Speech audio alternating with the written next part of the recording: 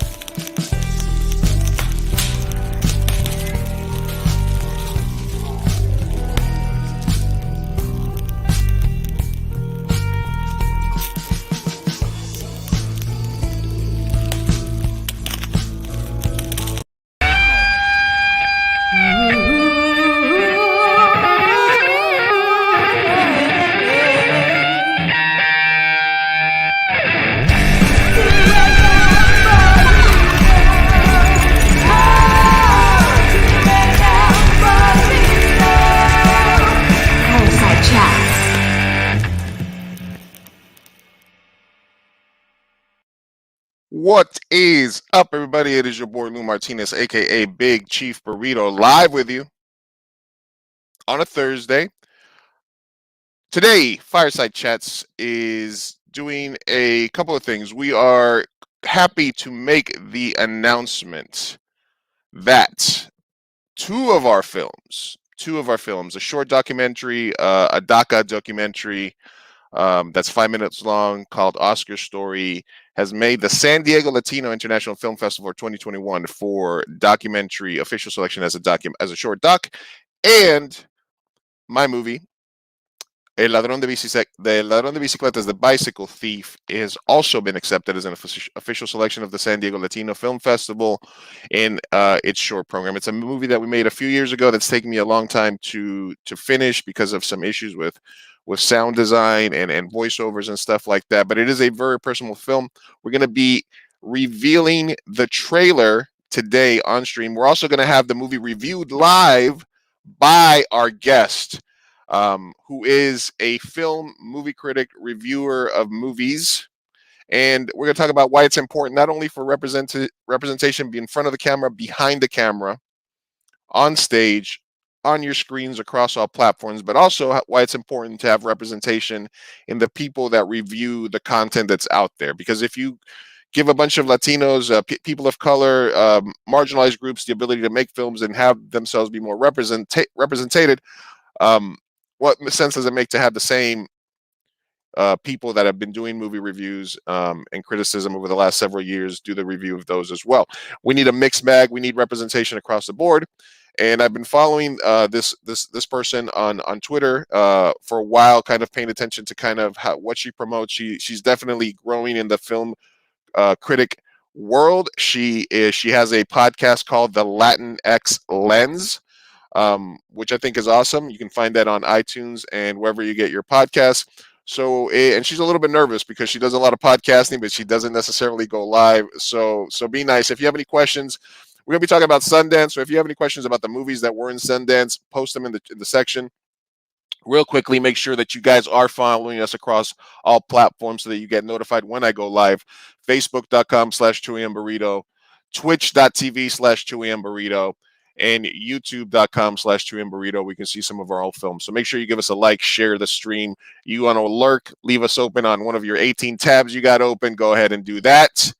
Appreciate the love, the support. So, Miss Rosa Parra from LatinX, Latinx Lens, how you doing today? Hi, I'm doing great. Thank you. After that build up, you still feeling nervous or A little, a yes. little? All right, cool. Now I have to live up to Oh, all the acclaim. you like to move very quietly in the shadows, put your podcast out there. Yeah, yeah. No, it's just it's sometimes I feel like it's surreal when I hear all this. Yeah, she's front to my disapprove. She's co-founder, co-host of this, and she does this and she does that. And I'm like, oh my god, I really did all this. So Right. it's just letting it soak in and getting more comfortable with How that much of that feeling. did you accomplish during the pandemic? A lot of it. Believe it or not, I'm relatively new with film criticism. So luckily, I think the pandemic has been, although I understand the global impact it's had, I think it's benefited me in terms of reviewing films and doing all this good stuff because it's allowed me more time to watch movies and talk about them and learn about them because I'm also working on several degrees while I'm doing full-time job, while I'm doing film reviewing and all that good stuff. Tell us a little bit about that, because I mean, I produce content, I produce films. It's my Mm-hmm. art. I'm gonna do it, forever. It's what I love to do, Right. but I also have to have a job because you got to pay the bills, right? Um, Yeah. and then people like you and my friend Sophia that are getting like master's degrees and doctorates and stuff like that, and going after all these things too. How do you? I can barely manage the two in my home life. How do you manage the three? Yeah, the three. uh, actually, I don't have a specific answer for that. I just do it. um, uh, Regular.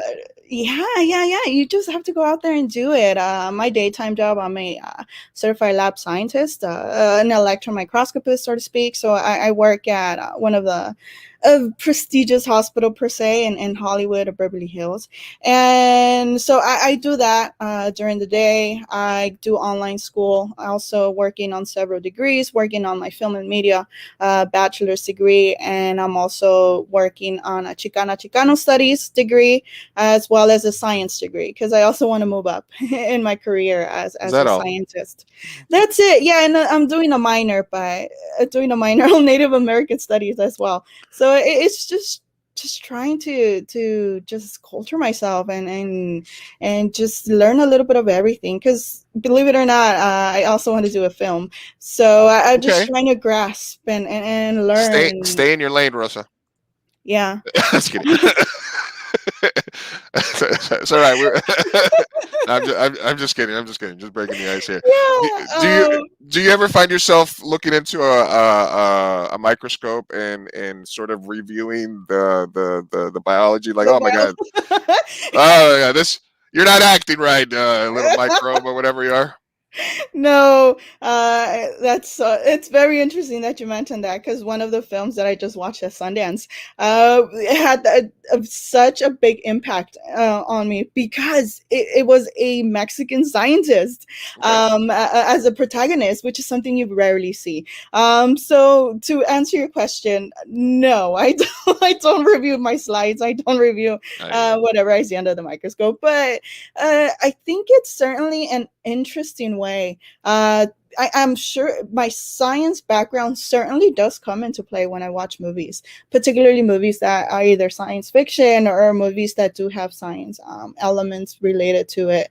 But yeah, it's just a lot that I want to do, and then I'm trying to do it while raising 4 kids, and damn. it's it's not impossible. It's not easy, certainly, definitely not easy. But you know what?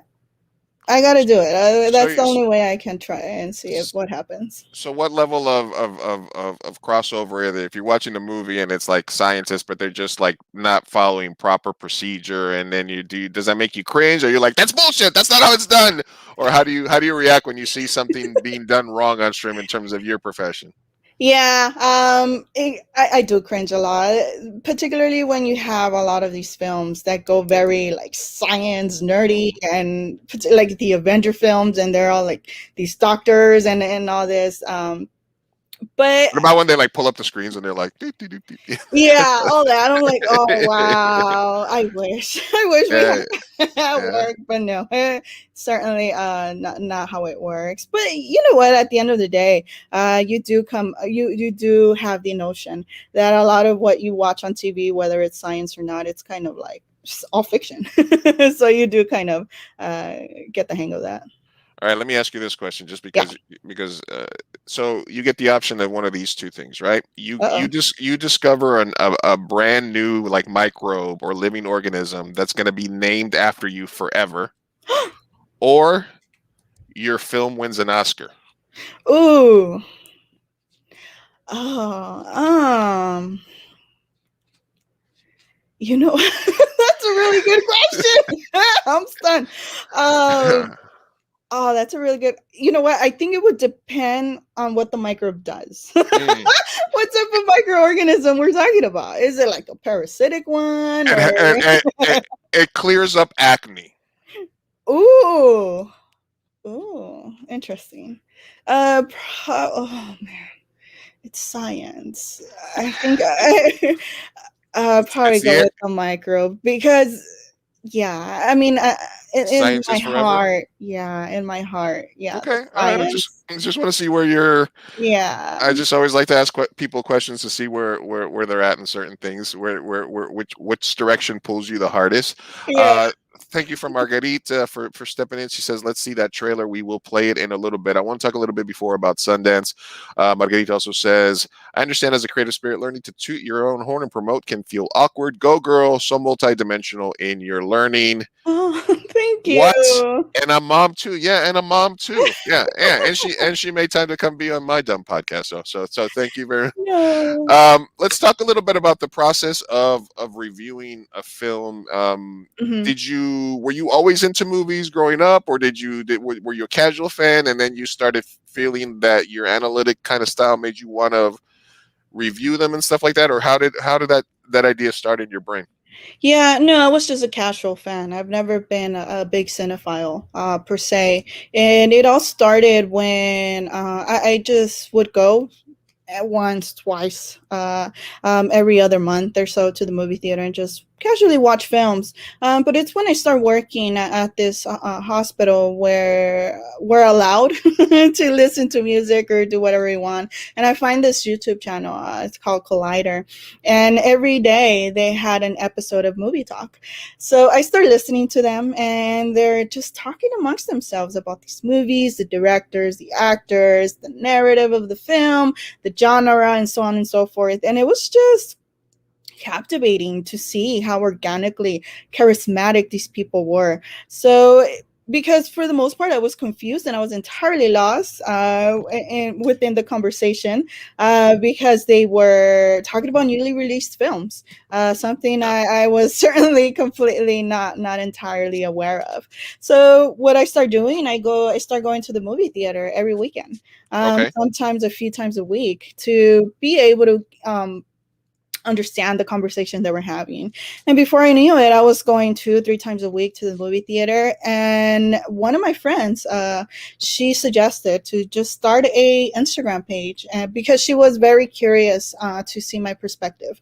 She's the one that brought up the lack of diversity in film criticism. And she's also a Mexican American, a Chicana. And she mentioned, she's like, well, you know what? You and I tend to have similar tastes. And a lot of the reviews that I read or that I catch up on with films, they don't tend to skew my way. So why don't you just start an Instagram page and just either recommend or you don't recommend the film, and I'll just go through Instagram so I won't be texting you every day, according to her.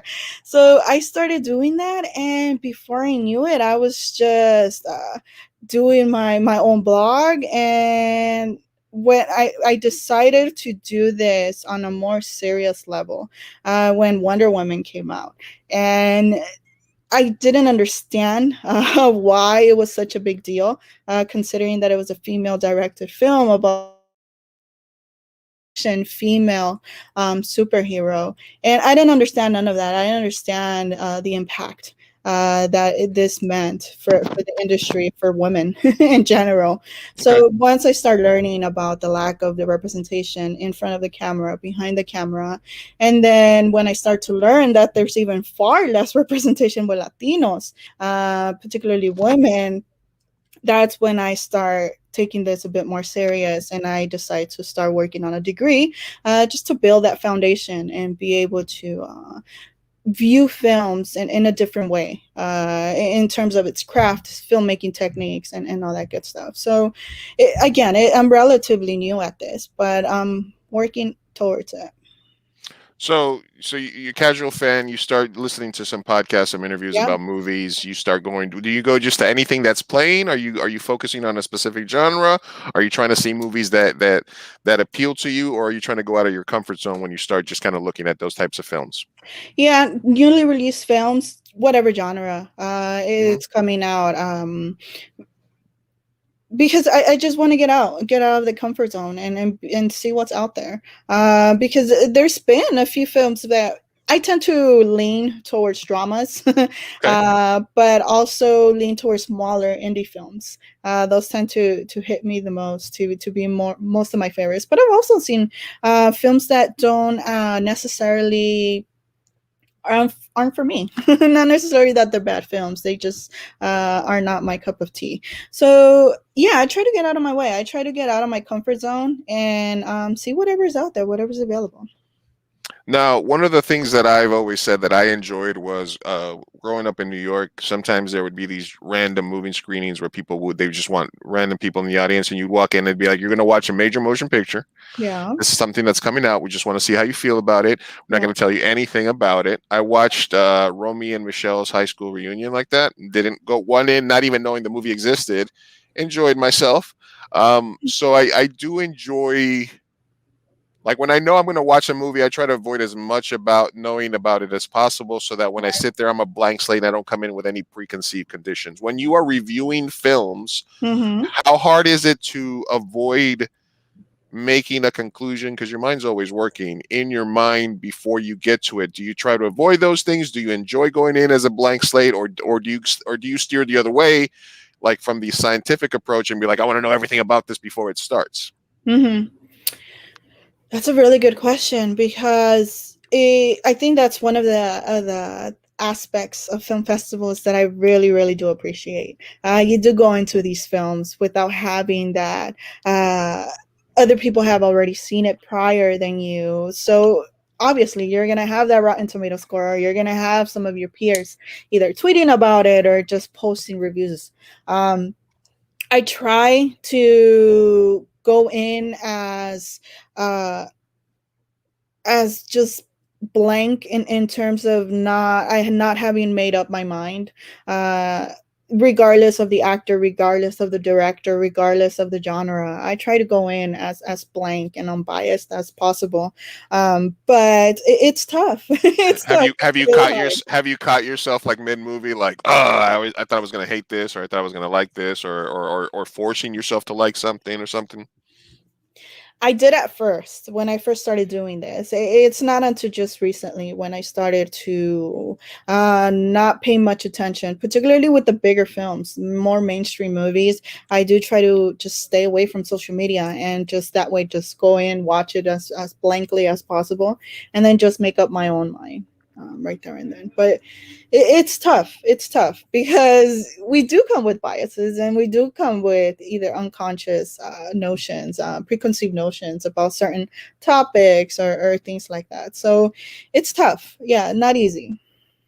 Yeah, one of the things that I enjoyed, because I was doing the San Diego Latino Film Festival Hmm. last year, had to be re sort of imagined as an online festival. So one of the things that I got to do, because I work with the festival, is I was doing the post virtual screening Q&As with the Oh, filmmakers. Sometimes filmmakers from Peru, from Uruguay, and Argentina. They yeah. were in Germany, from all over the world. And I got access behind the scenes to the festival because I wanted to watch the films ahead of time. So Right. watching the incredible amount of, as a filmmaker, it humbled me, just seeing that all of these movies were being made by different types of people, men, women, Latino, other cultures, Latinx, whatever, and being able to sort of get behind the scenes on that is one of the things that I really enjoyed about that, and just being okay, I see the movie, I see the poster, I hit click, Yeah. take me away, right? Take me away, the magic of cinema, right? You feel something like that similar? Oh yes, absolutely. I had the opportunity and to be not necessarily a part. I wasn't there physically because of the pandemic, of course.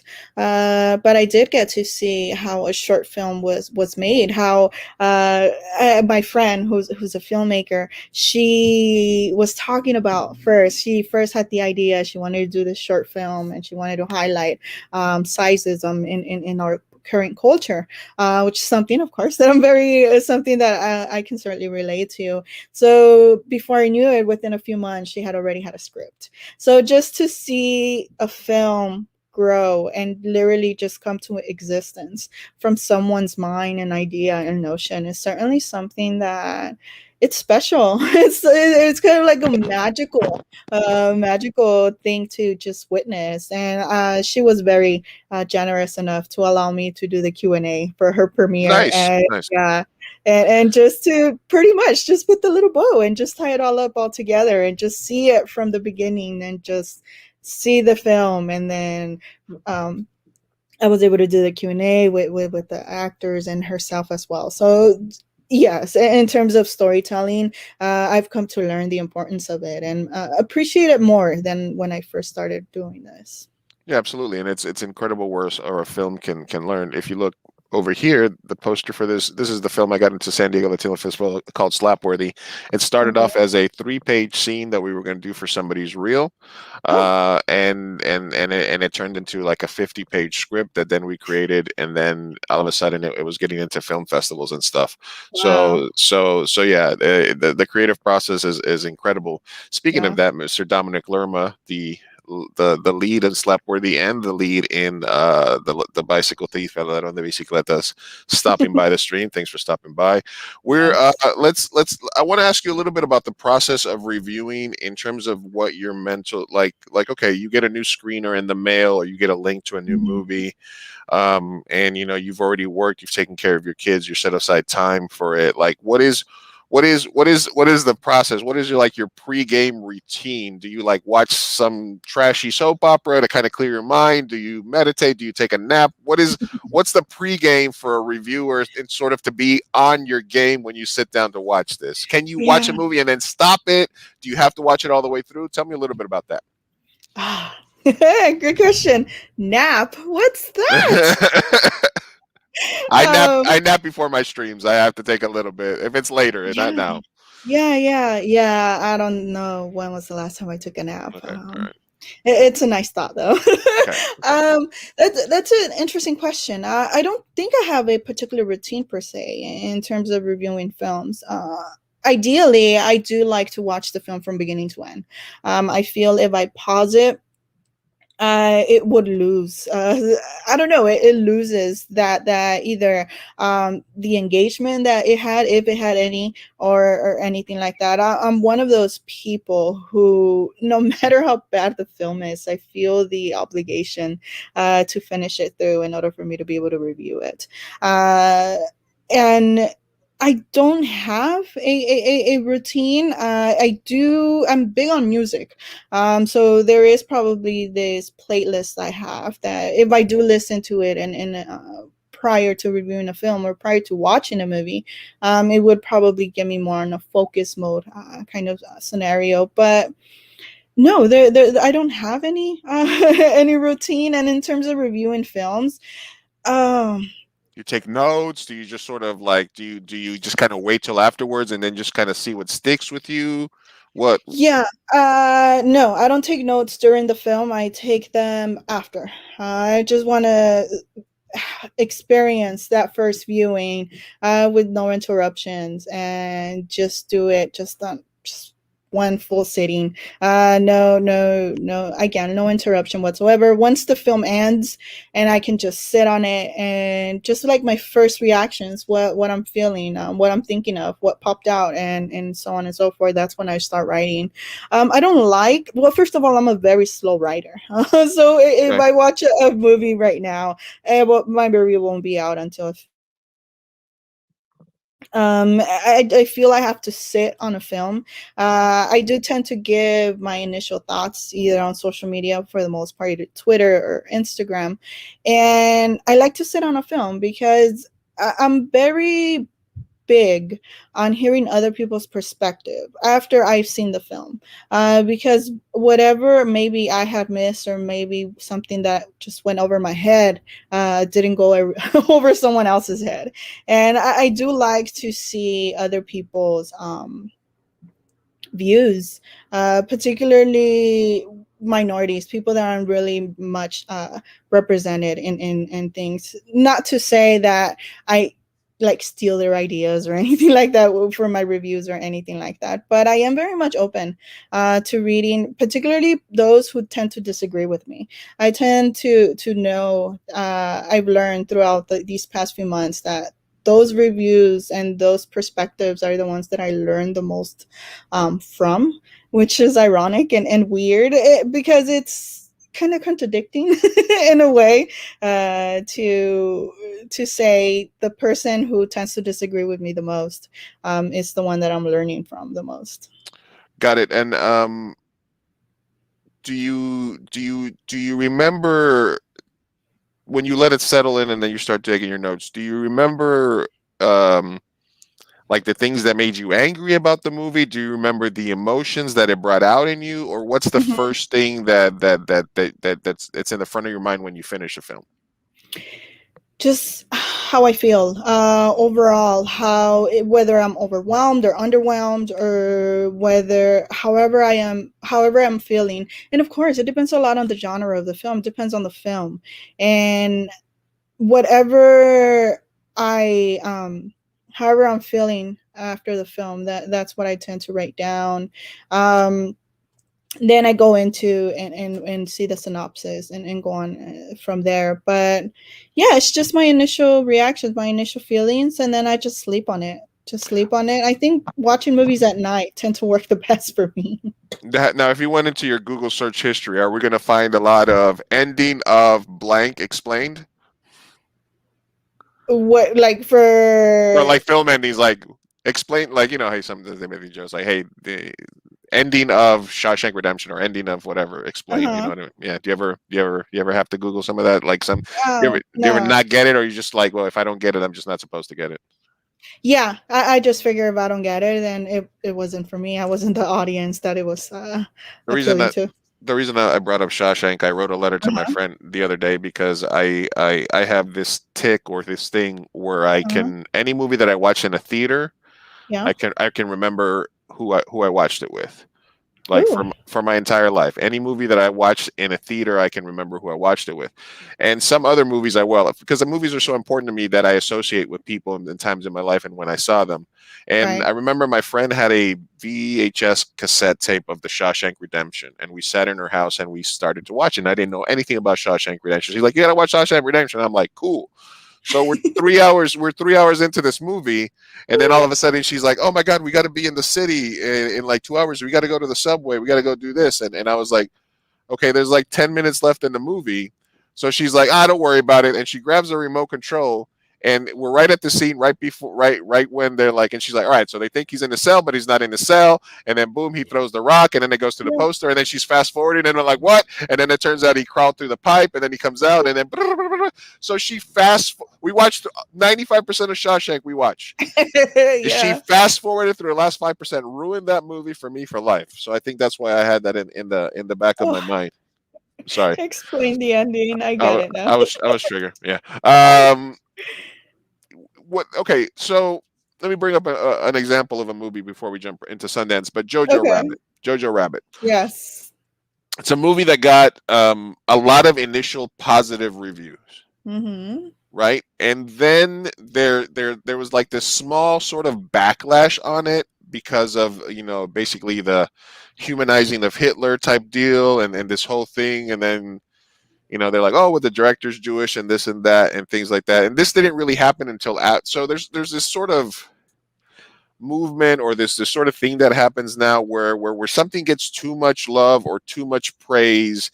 There's the inevitable, like, all right, well, here comes the back wave. Like even Yeah. like the Bernie's mittens meme, like everybody's happy about the Bernie's mittens meme, and they're like, white privilege or something like that. Like at the end of it, they're like, well, okay, got it. It's just a cool meme we're sharing. Don't worry about it. But Right. when you review a movie and you feel a certain type of way about it, and you put your thoughts down, and you're like, all right, this is the official Rosa review of this movie, and then Hmm. maybe somebody comes at it from an angle that you hadn't thought about, or Hmm. there's this sort of backlash, or there's this sort of criticism about it. How do you deal with that? Do you second guess yourself? Do you just sort of like put that out of your mind once you finish your review? You're like, it's out in the universe, it's over with. How do you deal with that? Oh. It happened not that long ago. Actually, just to bring it to Jojo Rabbit, I very much like that film. I had a lot of. It sounds probably insensitive for me to say. I had a lot of fun with it when it's addressing such a topic like Right. Nazis and so on and so Yeah. forth. Hitler as your imaginary friend. Right. So, but to me, of course, having Taika Waititi direct that film, who is Jewish, and what better way to depict a Hitler than a Jewish man to do it, and to see and know his previous work and his comedy is just basically a satire film that. I had a lot of fun with it. I very much enjoyed it. There's some that film certainly it was one of my favorites from of that year, and for various reasons, just the depiction of Hitler, and also there was just some memorable scenes that has stayed with me until today. So for various reasons, that was one film I very much did like. I've come to learn that as a film critic, film reviewer, you're gonna get criticized regardless, whether you give a beloved film, a negative review, or something that's not doing so well, a positive one. I just recently experienced it with Hillbilly Elegy. I gave that review a lukewarm, positive review, and I came under attack for it because everybody was very much negative towards it. It's more of a political stand Right. with that film, and it's unfortunately it came out in a time where our political climate wasn't necessarily the best. Well, it hasn't been the best for a while, but it came out like right before election time, so the climate was already in turmoil and so on. But I've come to learn that whatever my perspective on a film, my thoughts on the film, they're not going to change because of other people. My experience, my lens, my perception is what skews my review, and I'm not going to change that. I'm not going to stop or pretend to be someone else or pretend that I like the film. I truly didn't, because it's just being hypocritical of myself. And it's especially now with social media and all this pressure of everything that's going on, the socio-political climate we're in, and then you on top of that you had the pandemic, which just overstressed, and then working in the medical field is no relief either. Right. So no, it's tempting to change your mind, or perhaps change the wording of your review to sound as neutral as possible and not trigger a specific reaction.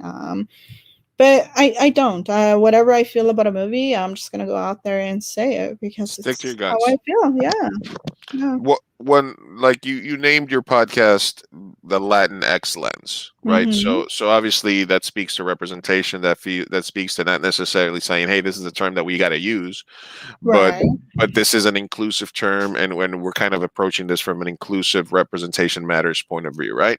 Correct. Why do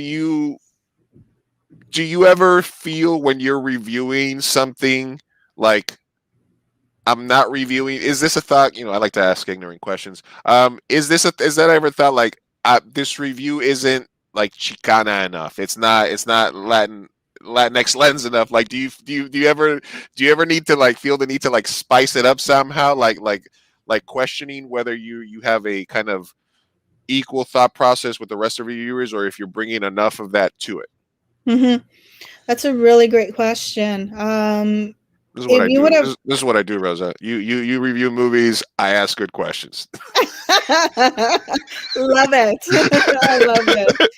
I love this because you're certainly, I normally wouldn't get any of these questions asked. So Okay, it's more of the, well, where did your podcast come from? Why? right. And this and this and that. Right. I like to talk But about process. I like to talk about like stuff that like matters. and I love it. I love that you're making me think. Um, that's a great question because a few months ago I would have been like, yes, I'm very much conscious of either sounding enough Latina or not putting enough, like you said, like the spicing it up or something like that.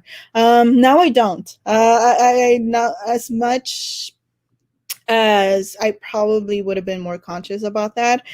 The more I'm learning in terms of my Chicano studies, the Native American studies as well has helped a lot. And then you add in a lot of these film studies and representation and contribution. I've learned to slowly but surely embrace my identity, embrace my perspective.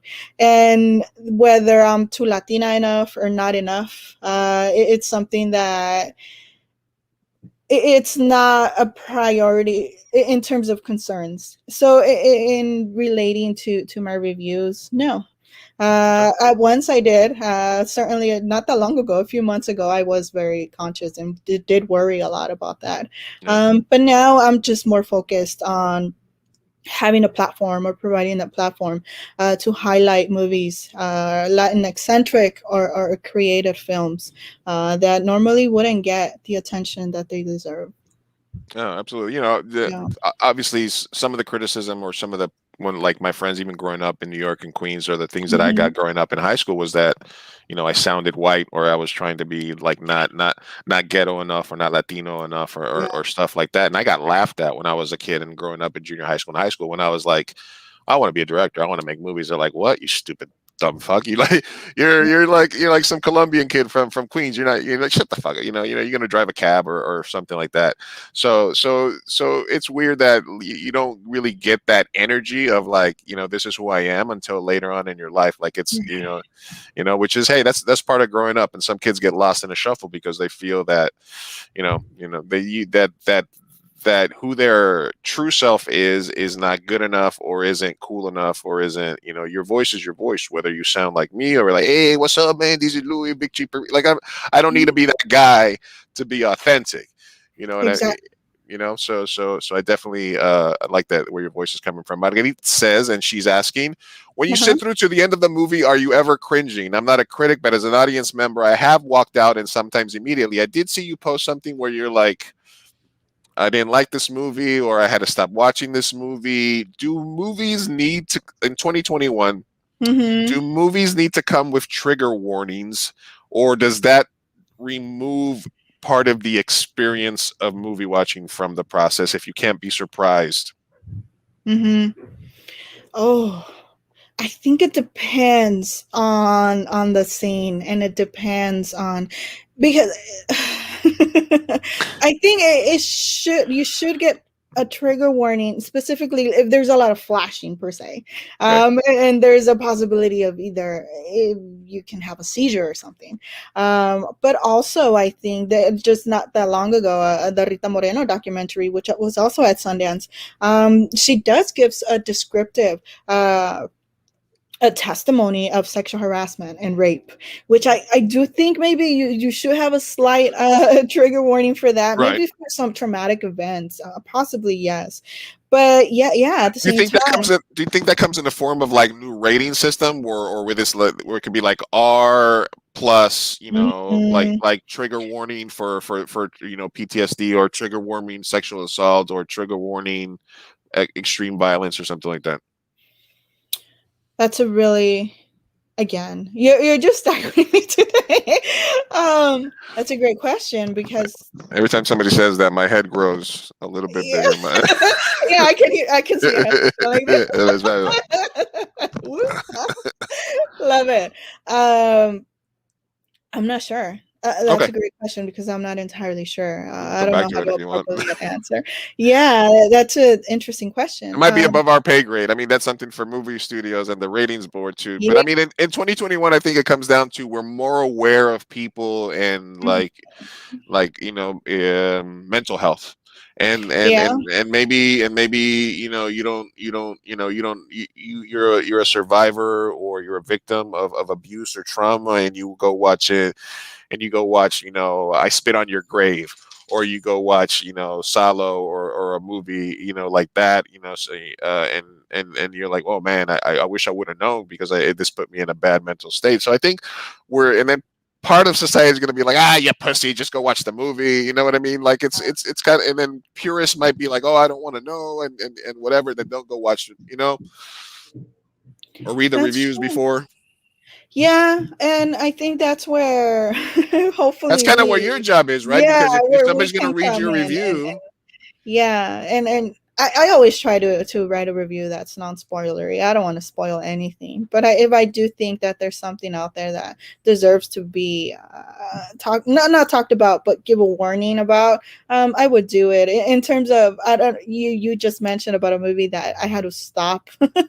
It was just a documentary from Sundance, and they were highlighting and they were following a few students who live in Texas and in Texas, and they're entering this program which I had no idea existed, and of course they're Mexican American kids trying to get into the law enforcement, and they went a little bit into the border patrol thing, and they were going into ICE and some of the scenes and some of the things that are going on at the border. So yeah. that does trigger me. I think it triggers me a little bit more as a mother, of course, and to see the children, and it's just, it was a bit tough for me to put up with. But you know what? I had to. I still watched it, and I just pulled through it. But it's just little things like that that do probably deserve it. You know what? If you're easily triggered or very Yeah. or things like that, do deserve at least a You slight can, warning. you can give people a warning without really spoiling it. Spoiler, Be like, yeah. yeah, okay. Hmm. Enslaved by Vegetables says I had a hard time understanding Weekend at Bernie's. Okay, I got you. That's a tough one to get. Very subtle. It's a subtlety in that movie. Yeah. And he says they should have given me a Irreversible. Yeah, that the rape scene in Irreversible is brutal. That's one of those movies where it's like, man, Yeah. what was the point of this really? Um, Right.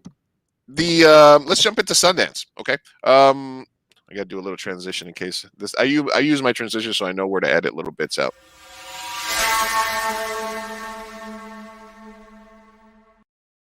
All right, we're talking Sundance with Rosa from Rosa's Reviews and LatinX Lens. You can find those podcast. You can find the LatinX podcast, the LatinX Lens podcast on iTunes, Spotify, etc., wherever you find your podcasts. And they do a good job of reviewing movies. They review Latin American, Latinx filmmakers, Mexican filmmakers, a whole bunch of stuff there.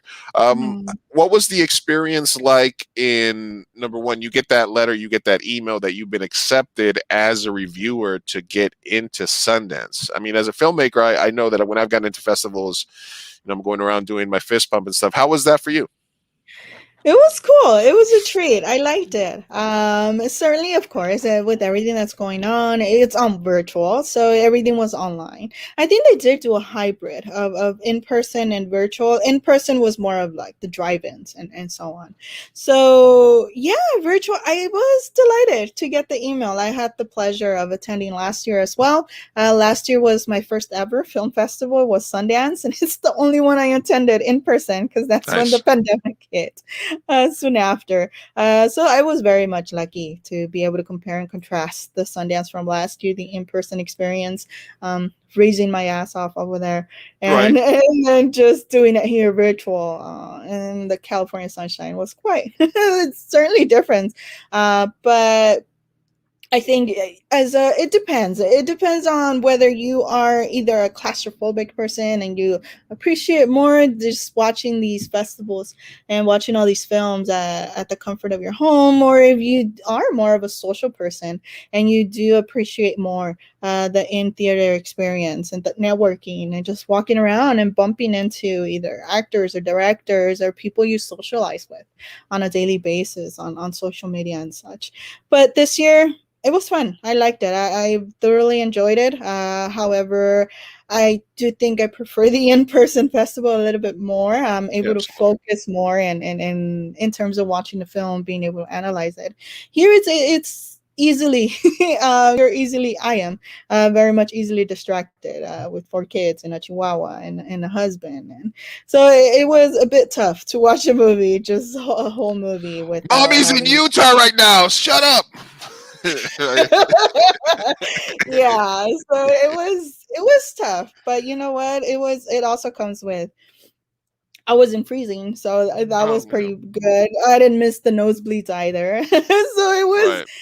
it was fun, it was fun. That email, yeah, it, no, you are at the edge of your seat thinking, oh, is this festival gonna give me press credentials or what's gonna happen? And yeah, I was lucky enough to get into. They have the stipend program for diversity to increase diverse critics in the festival. So I was able to go in through that. So that was cool. The what were the standouts for you? Because obviously some of these films are going to be available on different streaming platforms. Some of them have already been purchased. But what were some of the ones that sort of stuck out in your mind? And I know you went into this more deeply on a recent episode of the Latinx Lens. But for us, give us a couple of standouts that you liked. Yeah, so yeah, the episode was just dropped. We just dropped it last night. So if you guys want to go to Latinx Lens and just listen to the recent episode, we talk about 10 films and we go more into depth. I think the one that it's more, I should be able to highlight quickly, it's Judas, of course. Judas and the Black Messiah, which actually comes out tomorrow on HBO Max. Okay. So that one's something very much to look out for. Acting performances are very strong, like award worthy strong. The narrative, of course, a story that I once was not familiarized with, in terms of the filmmaking technique. I liked everything about it. If you want to hear more about it, just you can listen to our episode. What else? I go in there trying to watch as many as Latinx representation and of course female directed films. There were so many, at least half of the films that were on that lineup were female directed or female centric, which was quite nuanced for film festivals. Although women do tend to be more represented in the indie world. But Son of Monarchs. Son of Monarchs was the film that blew my entire existence away. That movie, Son of wow. Monarchs. Yeah, Son of Monarchs. It's directed by Alexis Gambis, and that's the one about the Mexican biologist. So he is in New York, actually. The actor, his name is Mendel. The character's name is Mendel. The actor is Tenoch Huerta, and he is in New York, but he's Mexican from Mexican descent, so he needs to go back to Mexico after his grandmother passes away, and then they incorporate the monarch butterfly and give that symbolism of migration and immigration, and to see a Mexican scientist depicted as the protagonist. I think that's the first time I've ever seen myself represented in film so accurately. And the fact that the director also, he is a doctor. He has a PhD in genetics. So the way the science was depicted in this film is so accurate and it's so vivid. The color palette is so gorgeous, so beautiful, beautifully acted. And just seeing Mandel discover and go through this identity, literally metamorphosis, and to see him go to like scientific identity, but also more of a spiritual one and a personal one, and just to see that unfold was just, man, it was mind boggling, and I loved it. Nice, nice. So Yeah, those are two things. So the main thing I think is there were a lot more. And you're right. In the indie world, there's a lot more female yeah, directors, female representation. There's uh, also more Latino and Black representation and stuff like yes, that. And, as you know, and it's getting to that next level.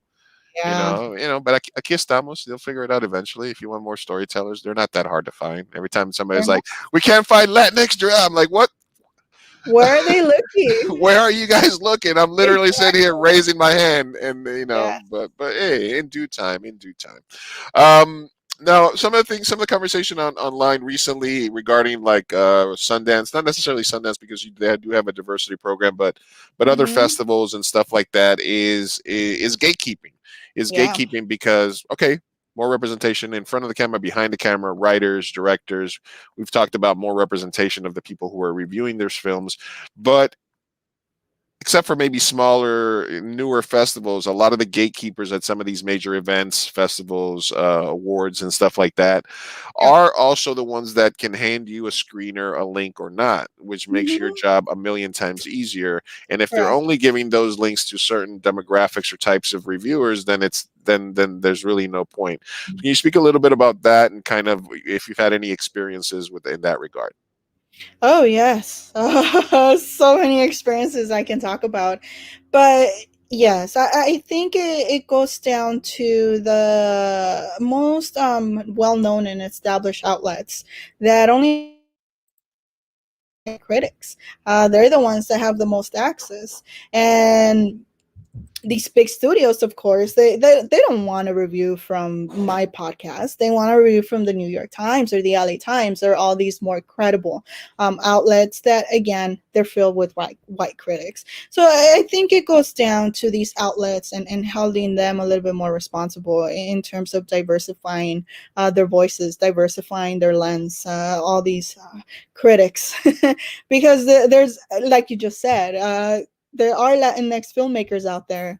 There are Latinx and more diverse critics as well, but we just tend to be more freelance. We don't have the privilege of being employed by all these big incredible outlets. So I think it starts from there, because those are the ones that get the most access and so on and so forth. But also, I think it's also a matter of they always group you in a certain in a diversity per se kind of thing. So we have to contact, of course, PR people to get screeners or request them, and then a lot It of was you have times, to like guilt them into it, like, hey, it'd be great if your yes, movie was reviewed by a you Latina. have to use that diversity card, otherwise they won't give you anything. And not only that, but you don't even get, a lot of the times, not always, but majority of the times, you don't get to to talk directly to the PR person. They send you over to a diversity multicultural Mm, department. And okay. I'm like, okay, so they're literally having you go into circles, and before you know it, you just get tired and exhausted, and you're like, I'm not going to be begging for this. If you don't want me to review your film, I'm not going to do it. And then that's it. You just give up, and you end up reviewing films and talking about movies that they're a bit more accessible, which are the, for the most part, the smaller ones, the smaller indie ones, which frankly I tend to lean towards anyway, so I have no issue with that. But it's the bigger studio ones that always give us, and when I mean us, I mean freelancers, minority critics, the most problems and just most hassle to get access to them. So it's just a matter of just going out there, and as a freelancer, it's going to be hard to make pitches, particularly to these bigger outlets, and that's where Latinx Lens comes. You have to create your own platform if you want to get your voice heard. Otherwise, it's not going to be easy to pitch to these bigger outlets either. Well, yeah, absolutely. So you got to kind of perfect your pitch in order to be able to do your job or do what you want to get done for Right. your job. All right. Yeah. Margarita says, "Oh my God, a Chihuahua and a husband. Oh, I feel like a slacker. I only have a plan that requires much attention, sunshine, and water and shit." Okay. Yeah. Don't worry, I'm not good with plants, so All right. Hey, that's something I'm not good at. that's the one thing. Yes, She's a scientist, not a botanist. Uh, exactly. exactly. All right. So you also do reviews on Letterbox. which is kind of a new platform for stuff like that. I was Mm-hmm. looking through some of them, and I wanted to ask you about a couple of specific films. Okay. You gave 5 stars to Paddington Bear 2. Yes, I love Paddington. Is that just like an emotional childhood thing? Is that because of your kids? I mean, you got it right there next to The Godfather. What's going on here? Have you seen Paddington too? I've not seen it, but I know it doesn't deserve 5 Oh. stars. Oh wow. I do. That's the thing. It's so hard to compare particularly different genres. Okay. Paddington 2 is one of those films that's just so heartwarming, and I just adore it to pieces. I can watch it any day, anytime, regardless of my mental state and regardless Okay. of what mood I'm in. Unlike The Godfather, although it's up there too, that one I have to be more mentally focused and more in a certain mood for me to watch it. So again, it depends on the film, and it's so hard to rate films based on their genre and based on other films within the genre. Because, like you just said, you have a Paddington 2 and then you have The Godfather, which probably don't belong in the same pedestal, but in my brain, I guess they do. Okay, all right. I'm just as long as you can justify it. No, I understand what you mean, and especially when something, because of my nephew who watches the same movies over and over. When I take care of Yeah. him and stuff, and then you start asking yourself like, hey man, this part of Toy Story doesn't make any sense. You start overanalyze it as a filmmaker. I'm like, there's too many holes in this plot. And then you got to stop and be like, dude, it's just a kid's movie. Relax. It's not that big of a deal. But I also have movies like that. So would Paddington Bear 2 be the movie that you can always kind of, if you're scrolling through the TV or something and it's halfway through, you always can stay with it and just watch till the end? Oh yes, absolutely. It's one of those films. You should watch it. All right, okay. I trust me. I watch movies all day, so I can make room for Paddington Bear 2. There's nothing with that. Have you seen the first one? No, I don't. I think I have to binge the Paddington Bear franchise at this point. It's just 2 films, and he's from Peru, so he's Latino. So you can, although it doesn't come into play, but you should watch it. All right, cool. All right, so thank you everybody that's been watching so far. We're talking with Rosa Parra from LatinX Lens right here. LatinX Lens. Look for them on iTunes, Spotify, everywhere you get your podcasts. You can follow Rosa on Twitter as well. Rosa's Reviews, and where she basically talks movies. She has a voice on there. She's got a following. She's also promotes other Latinx talent and stuff like that, which I appreciate. I'm still waiting for my invite for her podcast, but we'll talk about that later at a different time. We'll figure it out if there's an episode where I can contribute. I don't know if I can or not, but we'll try. But one of the bits I wanted to do with her, because of the fact that we just got a movie into the San Diego Latino Film Festival, my movie The Bicycle Thief, as I gave her a copy of it and I said, would you please watch it and do a review for us live? Have you watched the film? Yes. Okay, she did watch right before the stream. All right, she watched it right before the stream. Good, close enough. So Yeah. she's had a couple of minutes to marinate it. I've kissed her butt a little bit over the last 45 minutes, so hopefully that softens the blow a little bit. But for all my 2 a.m. Burrito crew, I want to show you guys the trailer that I just finished right before the stream for my movie coming out, and it's called The Bicycle Thief. I want to give you guys a little backstory on it, but I think I'll give you the backstory after we watch the video. All right, guys, so enjoy. Wait, no, that's not what I want. Okay, hold on. ¿Qué es esto? Hola Enzo, por favor siéntate.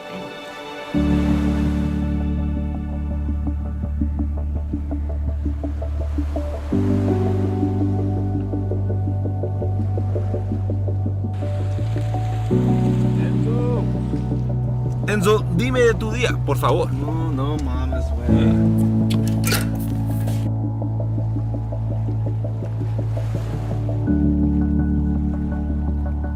Tenemos muchos recuerdos juntos.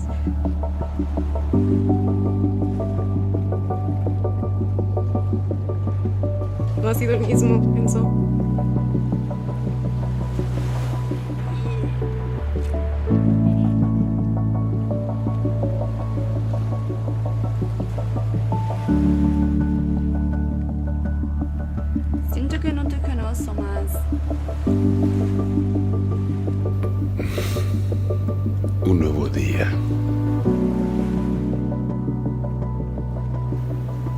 otra oportunidad para ser una persona nueva, para cambiar y ser mejor. ¿Tú quién eres? ¿Quién vas a ser hoy? Yo soy Enzo. Así soy yo.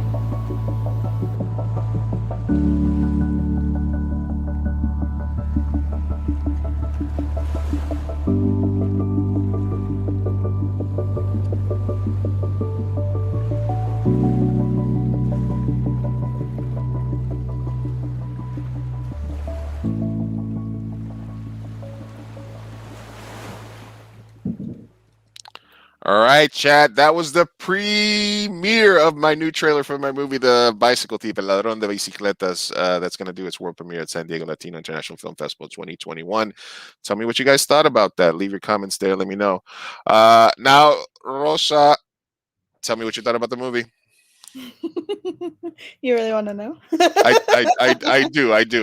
What the after I am done with it and it's out in the universe and I finish it is my artwork, but it no longer belongs to me. It belongs to whoever watches it. So I feel completely comfortable in how I feel about my film, and you're a movie reviewer, and I put myself in your capable hands. Oh wow, capable hands. The pressure. Like I said, I just recently watched it right before. I liked it. I liked it in terms of the story it's telling. I don't want to. I'm not going to spoil this. But I liked. I don't know how to say this without spoiling it though. The reverse Kaiser Sose at the end. Is that what you're talking about? Do you know yes. Do you know what I'm talking about when I say the reverse Kaiser Sose? No. do you remember the end of Kaiser Sose when he's walking out of the station and then he basically changes the way he's walking and that's the big reveal? No. So there's like kind of like a reverse of this at the end of this, if you know what I'm talking about, But yeah. Yes, I know. But yes, so what comes after that is certainly what again, I don't even know how to word it without spoiling it. Okay. But no, yes, I liked it. I liked what the story it's telling. I liked. I don't want to spoil it, but know that I did like it. Okay. And it's certainly a movie that I guess when it premieres, and I'll be able to give more of a thorough thoughts on it because Okay. I like that. I Go guess. ahead. No. I don't want to spoil it. Okay. Because if I say this, it's gonna be like, okay, well, yeah, then this is what's gonna happen. Right. But I am intrigued though. I am interested to ask you. I'm over here gonna turn it into a Q&A. Yeah. Let's flip it around. You ask me whatever you want about the question. No, I am interested to know, like, where did this concept come from? Because I liked it. That's all I'm gonna say. Okay. In terms, Okay. Hey. I can't go any deeper because if I do, I know I'm gonna spoil it. No. Okay. When it does premiere? I mean, listen. I was going to tell you if I know the people that are at SD Latino Film Festival. If you want to do some reviews for their films, I'm sure I can hook you up with somebody that connect you in case they can give you. That'd be they great. can give you shit. That'd be cool. Yeah, awesome. But so that's based on a true story. So when I grew up in Queens and New York in the 80s, my dad was a cab driver. And my dad and there was a drug user that would go to the park and ask and act like he was slow or that it challenged, and he would act like that at the park, and he would walk up to kids and ask them to ride their bikes, and then as soon as he got on their bikes he would dip. He was out. And my dad would show up in the afternoon and he'd be like, "Oh, I got you something," and he'd open up his trunk and it was a bicycle that he had bought for $5. So sometimes I every time I lost my bike, because in New York your bikes are always getting stolen, he'd be like, "Oh, I'll get you one from the guy the other day." And this is how this guy made a living. and this story stuck with me. So even though so this story stuck with me Yeah. my whole life. Yeah. Yeah. And then when we were thinking about making a movie for the festival a few years back, I was like, I had this idea of talking about sort of like the new homeless, but not homeless. The people that are on their way down, that are living in their cars, that have some Mhm. issues, that haven't hit rock bottom. It's almost like that thing from Boogie Nights where it's like a long way down, one last step. Right. It's and so there was an element of that, of like this sort of new sort of wave of people that still kind of had they still had like a cell phone and they still had a car, but they were down on their luck and they were just kind of heading to rock bottom. Right. um, Right. and I just kind of had this idea of and I was like, okay, if I can sort of make this day in the life of this character, who I saw do this, because one time my dad took me to the park and he's like, that's the guy, this is what he's doing, and I was like blowing my mind. uh, and I was like, what would a day in the life of that guy be? He just wakes up, he's like, I got to steal a bike today, so I can get my crack, or so I can get my heroin, or so I can Right. eat, or whatever. Right. um and so I sort of added the element of, what if he's like just like this defiant, like, and he just thinks of himself as like a poet and an artist, and he just thinks of himself as this like, like, fuck you, so there's that, there's the story that I had, and then there's the element of addiction as it has Drug addiction. affected as Yeah. it has affected parts of my family and stuff like that. So it's a very personal film. And then I was inspired a lot by like The Thin Red Line, which is one of my favorite movies, sort of like moving images with poetry. Mhm. The issue that we had is that Dominic was the perfect person to play the character physically and to do like the non-verbal acting of it. He was specifically the person that I had in mind, Mhm. but he's a Mexican that doesn't speak a lot of Spanish very well. So Dubbing. I was trying to get him to do some of the lines like phonetically, and Yeah. so it wasn't really working out. It just kind of took away from the story. So then I reached out to Jose Yenke from Traffic, he's been in like every TV show over the last 20 years. Mhm. And I asked him if he would do the voiceover for that. And then I did a re-edit, and sort of, it's a movie that we've had in that we shot probably like 2-3 years ago, and that I've just been working on it ever since. Nice. And I think the new version, the new edit with the new voiceover, and I sort of played with the sound design and stuff, and I sort of just let myself go artistically with it. And I think that's the reason that it started to get some like, oh wow, okay, this version I before it was sort of taken away from what the story was, because people were like, the sound, so yeah, so it was a true story that I sort of built, and I built a character and an arc around them, like this very like, Right. just like, I don't give a fuck, like, I'm gonna be me, and he's still somebody who's on their way to rock bottom, but they just haven't hit it yet. Right. So so I hope that came across sort of in the It film. does. Yes, yes, it does. I did like, I thought the bicycle aspect of it, and just stealing bicycles and then selling them and then getting money for stealing bicycles. That was a very intriguing idea to incorporate. I was curious to know if this was just an imagination, like you just imagined it, or it's actually based on real events or and such. But yeah, the drug addiction, something that's very personal to me as well. I just relatively I don't like to talk a lot about it. I don't want to make it about me. But yes, I certainly know what that's like. I was an opioid addict for a few years. So in that terms, the drug addiction certainly does hit home. So to see that here was very, not triggering, but very relatable in my case. Yeah, I was trying to. I didn't want to make it a joke. I wanted to treat Right. it like, obviously everything that I do sort of is going to have a comedic tinge. That's just my style. Right. But I wanted to treat it in a serious way, and I didn't want to give it like a rosy ending or like a thing. I just sort of wanted to paint a day in the life of this guy in this particular, like who knows, later on, if he's gonna get to the point where he can go back up or something like that. But I hope I was sort of like true to that moment of that person, I think. Okay. Well, now that you brought it up, because I don't want to spoil it. No, that's what I'm saying. Like, it's not a, like the movie's been out there. Like, I'm very open about what the movie's about. I Okay. don't think it's going to take away from people to know that it is about a drug addict, or that it is about Right. somebody, or that there's an intervention that's part of it and stuff like that. Right. Well, it's in the trailer, so Yeah. it's not much of a spoilery. But that ending is certainly a non-formulaic ending to a short film, particularly to a story of drug addiction. It feels more relatable. It feels more realistic, which is what I really enjoyed and very much liked and appreciated about it. Like you said, you don't give it a Nice. rosy.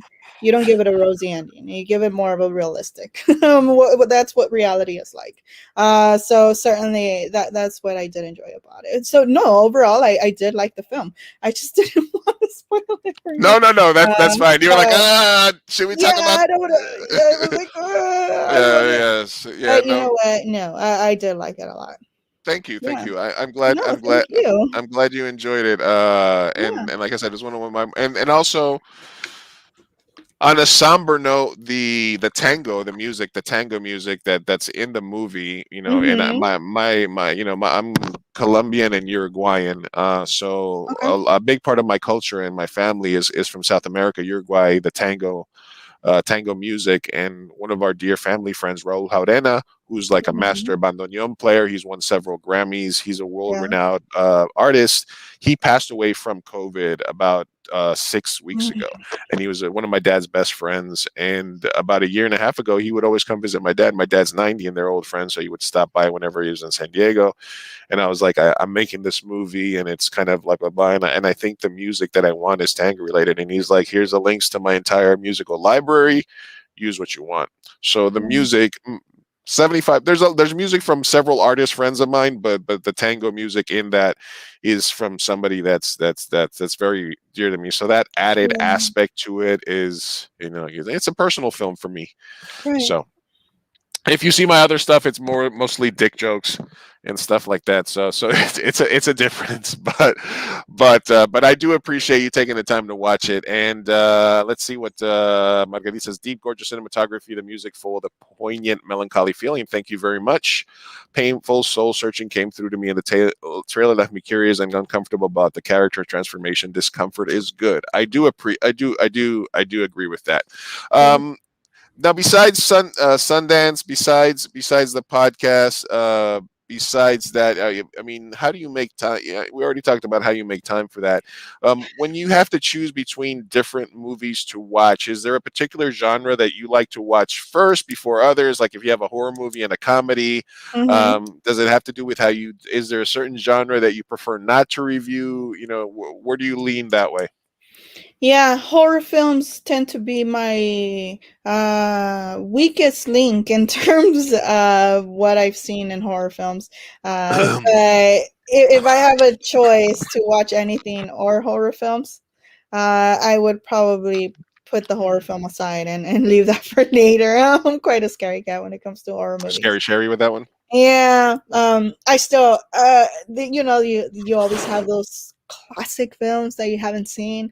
I don't think I can ever get myself to watch the. Do you ever feel like because there's a lot of I mean, I don't consider myself like a full cinephile. I've watched a shit ton of movies. Yeah. But I haven't delved into like, oh well, have you watched the Italian masters from the 1930s, or have you watched the French 54 to 57 era, or have you, like I don't get that deep into it. Like, like I can have a conversation with anybody about movies because of the vast number of movies that I've watched, and what I usually do is if I find a director or somebody that I don't know about, I'll go back and we'll be like, okay, I'm gonna binge his filmography, or I'm gonna. But I often also find myself rewatching movies that I've seen many times as well, because it's it's a very pleasant experience. Do you ever find yourself questioning your film knowledge?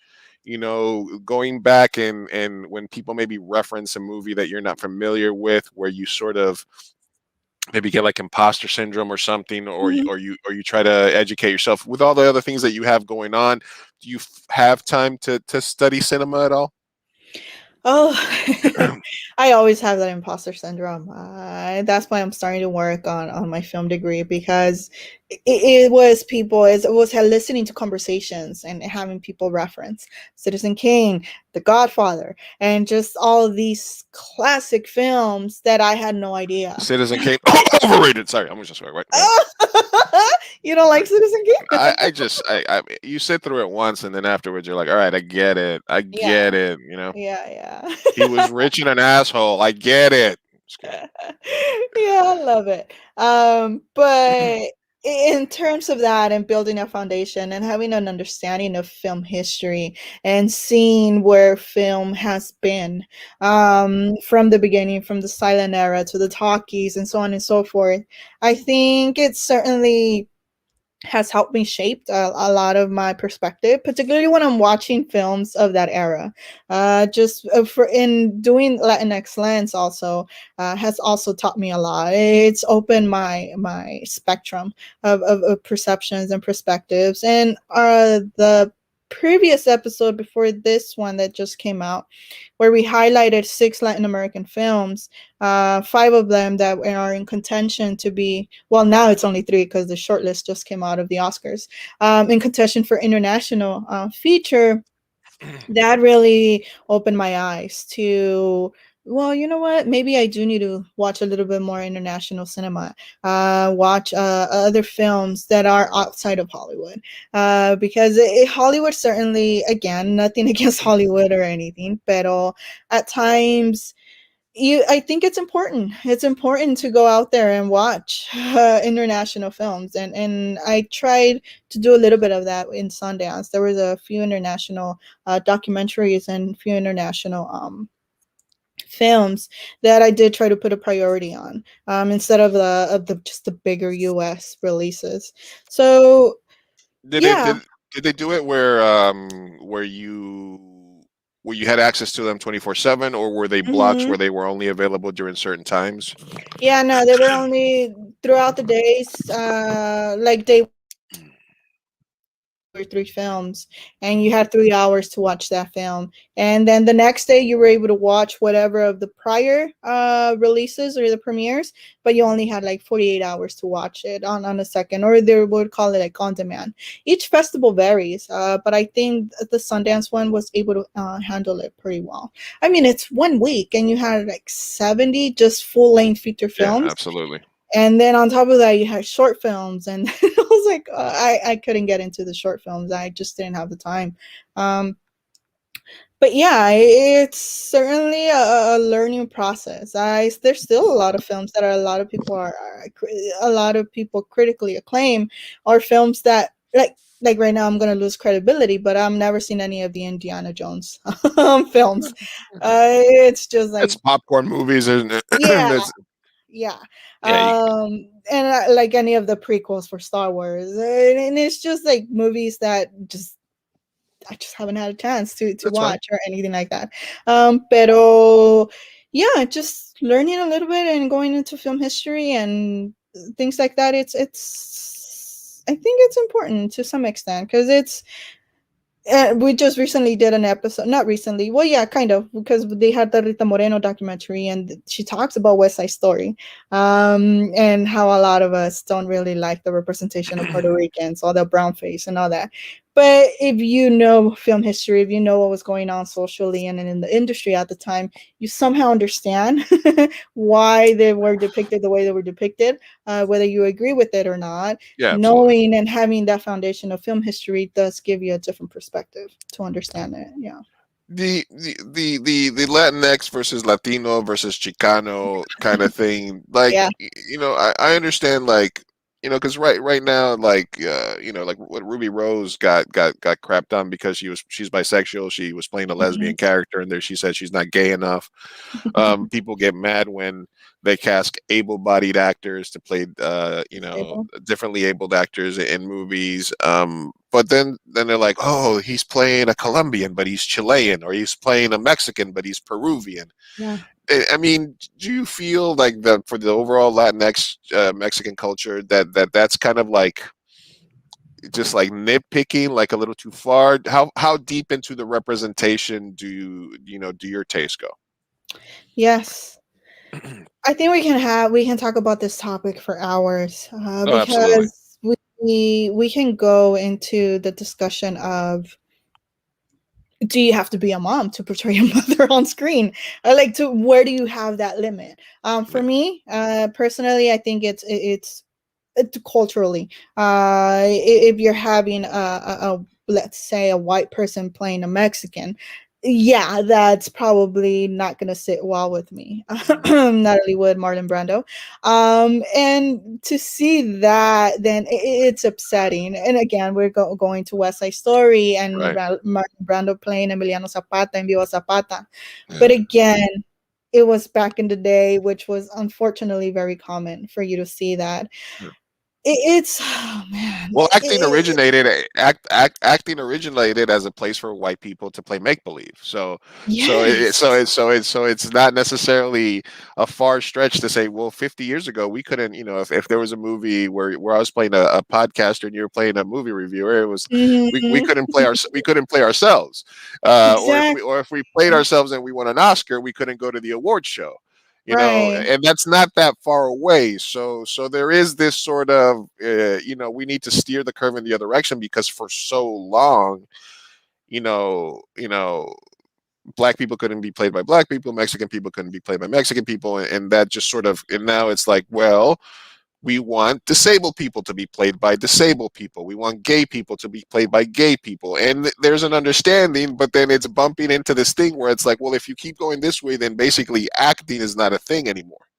Yes. So what's the purpose of an actor then? Right. So So yeah, yeah, that's certainly something. To me, I think again, I would probably put it down to cultural. yeah. If it's culturally significant, then probably yes. But do you have to be a mother to play a mother on screen? No, absolutely not. Do you have to? That's the thing. Oh my god! Again, it's a topic that we can talk about for No, hours, absolutely. Yeah. and it's something that, how can I word this without causing any controversy? I think perspective, because just recently we had the Javier Bardem being cast to play Desi Arnaz, Yeah. who's Cuban, but Javier Bardem is Spaniard, and the difference of terminologies, like Spaniards are not Latinos, but they're Hispanics, and blah blah blah and blah blah blah, and Or it's uh-huh. there was the what was the actor, Hilaria Baldwin. No, yes. Same thing. Oh How my you god. say pepino? How you say I grew up for 19 years in Boston? Yeah. Yeah, it's certainly a topic that, man, I don't even know where to put it, because Because then if you, there's Mexican culture, there's Central American culture, there's yes, Latin Latinx is an culture, umbrella term. and then there's the Spanish culture, and then we're all like, yeah, but the Spaniard culture, those are the conquistadors. But Right. if they hadn't brought that over, True. then we wouldn't exist. Then the Latinx culture wouldn't have been created, because it was what they Right. did in different parts of the world, and what they brought to those parts, whether they eliminated all the natives or none of them or some of them, or they bred with them, you know, Right. that is what changed Yeah. all of that. And what's my father is lily white, and Mm-hmm. my mom is caramel, and I'm somewhere in between, Right. so Right. but I still feel like a Latino, and then my dad is a Latino and my mom is a Latina, and Right. Right. I don't know. I think when it gets to that level for the Latinx culture, I think it's like, just let that go. Yeah, I can see that. Yeah. I can see it. I can definitely understand where you're coming from. For me, Yeah, again, I would have to sit down and thoroughly think about it Yeah, we could do a whole because pod just about that. You're yeah, right. yeah, we certainly can, and just the pros and the cons, and then if you take this away, then are you really acting? You're just being yourself, pretty much. Then a lot of it Uh, is a lot of the outrage is manufactured. Like I remember when Shia LaBeouf was playing the white boy that grew up around Mexicans, and then the everybody, tax collector, yes, and then all the BuzzFeed articles were like Latinos in outrage over Shia LaBeouf brownface, and like me and you're like everybody. Number one, everybody that's in Southern California knows the white boy that grew up around the Mexican, and he's just a down ass fool, and nobody's got a problem with him. And they're like Shia LaBeouf was not in brown face. He was just acting like a character exactly. that we all know, and Yeah, none of us are pissed. None of us thought for a second thought about it. It's just Ooh, yeah, let's get the Latinos riled up. Like, yeah. And I'm a Chicana from East yeah, LA. yeah, no, And I literally had somebody interview me for the LA Times because of that. I'm like, no. I mean, have you seen American Me? Have you seen Suit yeah. Suit? I mean, I did grow up surrounded by that culture. Yes, you do have white people, you have black people, you have Asians. It's a very inclusive culture. So no, and again, Let's not he even was get started about like the Chinese Mexicans and Chinese Colombians that are yes, full on Chinese but yeah, speak Spanish better than me or you, and that yes. are more Latino than me or you because that's the Yes, you know absolutely. And unfortunately, it's because of film, because yeah, film represents certain demographics and certain groups a specific way that we unconsciously develop this bias, this perception that, oh yeah, Mexican is only a brown person. No, there's black Mexicans, there's white Mexican, like blonde, blue eyes, green eyes Mexicans.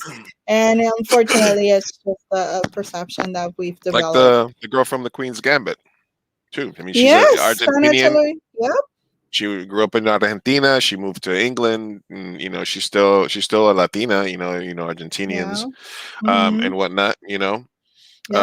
So absolutely, we call them vanilla beaners. Vanilla bean. Right? Uh, Yeah. all right. Well, we're talking about Rosa from Rosa's Review Latinx Lens. We've done about an hour and a half here. I want to wrap this up by doing something that we do with all of our guests, Uh-oh. and it's something that we like to call the bracket bit. All right, boys and girls, you know what that sound means. It's time for bracket bit. Bracket bit. Bracket bit. Whoa, whoa, whoa, whoa. Bracket bit. Bracket bit. Whoa, whoa, whoa, whoa, whoa. Fireside chats.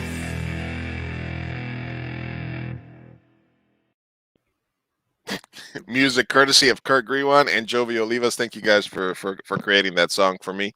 How you like the graphics package, Rosa? I'm loving it. All right, cool. All right, so the bracket bid is simple. I take a look at our guests. I try to figure out something that they might be passionate about, and then I create a bracket bid where I'm going to give you choose this or that, one or the other, and you're going to Mhm. tell me which moves on. I create the bracket. However, the criteria about which one of the two choices I'm going to give to you is completely up to you. So you can say which one is you like better, which one you'd rather hang out with, which one you'd watch if you were on a desert island. And the two Oh. brackets that I'm going to do with you today is called we have two. We have Latinx All Stars, which are Oh. just actors and actresses that represent the Latinx culture, Okay. and we have fictional Latinx characters throughout history. Oh. Okay. All right, so which one you want to do first? Let's do actors. Let's do Latinx All Stars. All right, the Latinx All Stars coming at you live. All right, these are actors, Latino, Latina, Latinx, all walks of life. We try to get a big mix in here. You tell me which moves on. In the first round matchup, we have J-Lo Uh-huh.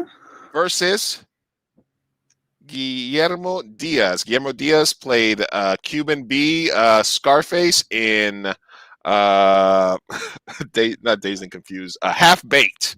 Half Baked. He's the guy that says, I quit. Hey, I'm Cuban B. You know that guy. He was also the Uh, He was also in Weeds. Hmm. But it's a first round matchup, so depending on how you feel about J-Lo, it might be a tough choice. I'll probably go with J-Lo. All right, we got Melissa Fumero from Brooklyn Nine-Nine. Obviously, they just did the news that they're going to have 8 more episodes, and we have Damien Bichir. Oh my. Damien Bichir. That might be Tim goes on. All right. Ana de Armas. And I'm not saying that I love Ana de Armas, but if I was driving with my girlfriend and she was waiting for our car, I'd kick my girlfriend out of the car to pick her up. But sorry, she doesn't watch my podcast. Don't worry about it. And Cesar Romero, the original Batman. I mean, the original Joker. Sorry. Oh man, this is not easy. This is not easy. You know what? I have to give respect where it's due. So Cesar Romero. Cesar Romero moves on to the next round. Rosario Dawson recently, I remember her from Kids and a bunch of other old school movies. She's been an indie. She's got indie cred. She's got Star Wars cred now. Yeah. She's got Clerks 2 creds. And Freddie Prinze. Freddie Prinze was the original, Latinx stars from back in the day. From that TV show. Yes. I know Chico and the Man. Yeah. Probably Rosario Dawson. Rosario Dawson moves on. Eva Mendes and Benicio del Toro. Benicio and what about that? America Ferrera, or one of my favorites, somebody I got to meet last year, and an icon from Benny Blanco from the Bronx. But Ugly Betty and is also a classic project. America Ferrera versus John Leguizamo, Johnny Legs from The Neighborhood. Oh man, I love both of them. Just because I am in love with the Latin History for Morons, John Leguizamo. I got a chance to interview the director of the documentary as part of the film festival review last year, because they made a documentary about it that was always John Leguizamo moves on. Michelle Rodriguez from the Fast and Furious franchise, and this is a tough one because when I was a kid growing up, the name of my imaginary friend was Montalban, because I used to watch fantasy albums. So my parents tell me that I used to talk to an invisible Montalban when I was a kid. Like a Bing Bong from Inside Up. Michelle Rodriguez or Ricardo Montalban. This is hard. No? Bracket bit's not to me easy. It's meant to test your skill and your mental acuity, Rosa. It's like a science experiment. You'll appreciate this. This is for scientific purposes. And you are my test subject. I mean, I love Michelle, but I have to go with Ricardo. Ricardo Montalban. All right, Jimmy Smits. Jimmy Smits from LA Law and a bunch of other shows. Or Daniela Vega, who played Marina Vidal in Una Mujer Maravillosa, the Chilean film where she played a transgender woman. Oh, yes. But that is Daniela Vega or Jimmy Smits. Jimmy Smith. Jimmy Smith moves on. Oscar Isaac, everybody's man crush. She graduated the year after me at my high school, Zoe Saldana. Yeah, he's my man crush too. So Oscar Isaac. Oscar Isaac moves on. All right. And we just talked about Bardem getting the role of Desi Arnaz. Or we have our girl, Gina Rodriguez. Desi Arnaz. Mario Lopez, Chula Vista's own. Chula Vista is where I live in San Diego. Or Christian Serrato. She recently of Walking Dead fame, and also she is the vegan Selena. Yeah, which I wasn't very fond of. Vegan Selena. Vegan. I mean, I'm not huge on Mario Lopez either, so either one. I guess Christian. Christian Santos. All So right, got it. All yeah. right. Eric Estrada, when he came down to Venezuela while they were filming Chips, he was going to Hmm. he was going to make an appearance at an opening or a supermarket or something, Yeah. and they're like, "All right, so you're going to come around this corner riding the bike, and then you're just going to pull up right here, and then everybody's going to be cheering." And he was like, "Yeah. Hold on a second. I don't know how to ride a motorcycle. That's just me on the back of a thing on a trailer. I don't ride motorcycles." So I remember that from when I was a kid. And another icon, an even bigger icon, I would say, Rita Moreno. Perhaps the biggest of them all. Yeah. Rita Moreno, of course. All right. And then we have Diego Luna. Rogue One, which I said yesterday, thanks for stopping by, Mr. Dawson, is the best Star Wars Star movie. Wars. Yeah, it's better than every other Star Wars movie, original trilogy, everything. Rogue One is the best. Or una otra colombiana aquí, my Colombian people, Sofia Vergara. Probably Diego Luna. Diego Luna moves on. Sorry, Sofia. Sorry, Sophie. Sorry, Sofia.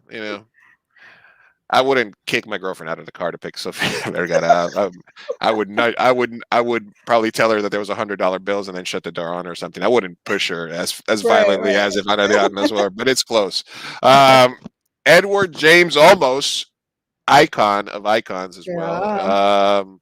Or another new but very important because of the character she's portrayed. She's Argentinian. And also, I don't know if you saw the controversy about this, but they released the Canadian version of Brooklyn Nine-Nine, and all the characters were racially equivalent to the ones on the show, except they turned the two Latinas white. Oh. Yeah, which, surprise, surprise. And Melissa Fumero and Stephanie Beatriz were like, hey, at first they were like, hey, this is kind of like looking through a weird mirror. But then they were like, wait, are there no Latinas in Montreal? Like I know Gigi Saul Guerrero, who's one of the biggest Latina horror filmmakers. She's in Canada. Like, there's got to be there's Latinas in Canada, right? It can't be not a thing. Right.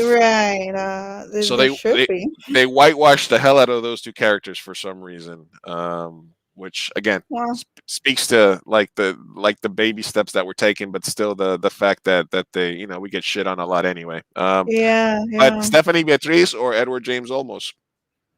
I mean, Edward James Olmos, the man is an icon. And there's a lot of icons on this list, Rosa. We got another one right here, Anthony Quinn. I know. Oh and my God. And then as we talk about it, the newcomer to she's not a newcomer, the witch. She's done a few movies and she's gotten recognition. But Queen's Gambit, basically single-handedly like revitalized chess as a sport over the last. They did make them. They did make them French Canadian. They made them French Canadian. Everything is in French. Every character got copied exactly. Like the black characters were black. Everybody was out. Everybody kind of looks like a weird French Canadian version of themselves. But they turned Rosa and Amy into like a redhead, and then another white Canadian, and like completely like just whitewashed them. It's actually pretty gross. You can look up that trailer and see kind of like how they did that. But Anthony Quinn is an incredible actor. Another icon. I think he was one of the first Latinos to get nominated, right? Or was it? Yes, certainly, and to win, to win the Oscar. Go ahead. And then Anna Taylor-Joy, the Vanilla Beaner that we mentioned earlier, and from Queen's Gambit. I love Anna Taylor-Joy and Emma. I'm big on period pieces, but I mean, Anthony Quinn. It's Anthony Quinn. And he won 2 Oscars, and he beat Marlon Brando. He acted next to Marlon Brando for Viva Zapata, which he got the Oscar for. So, yeah, I guess Anthony Quinn. All right. Now we have, Danny Trejo or Salma Hayek. Now, with Salma in particular, I would probably push my girlfriend out of a moving train if she was sitting by herself in the next car, or she doesn't watch the podcast. It's all right. Danny Trejo.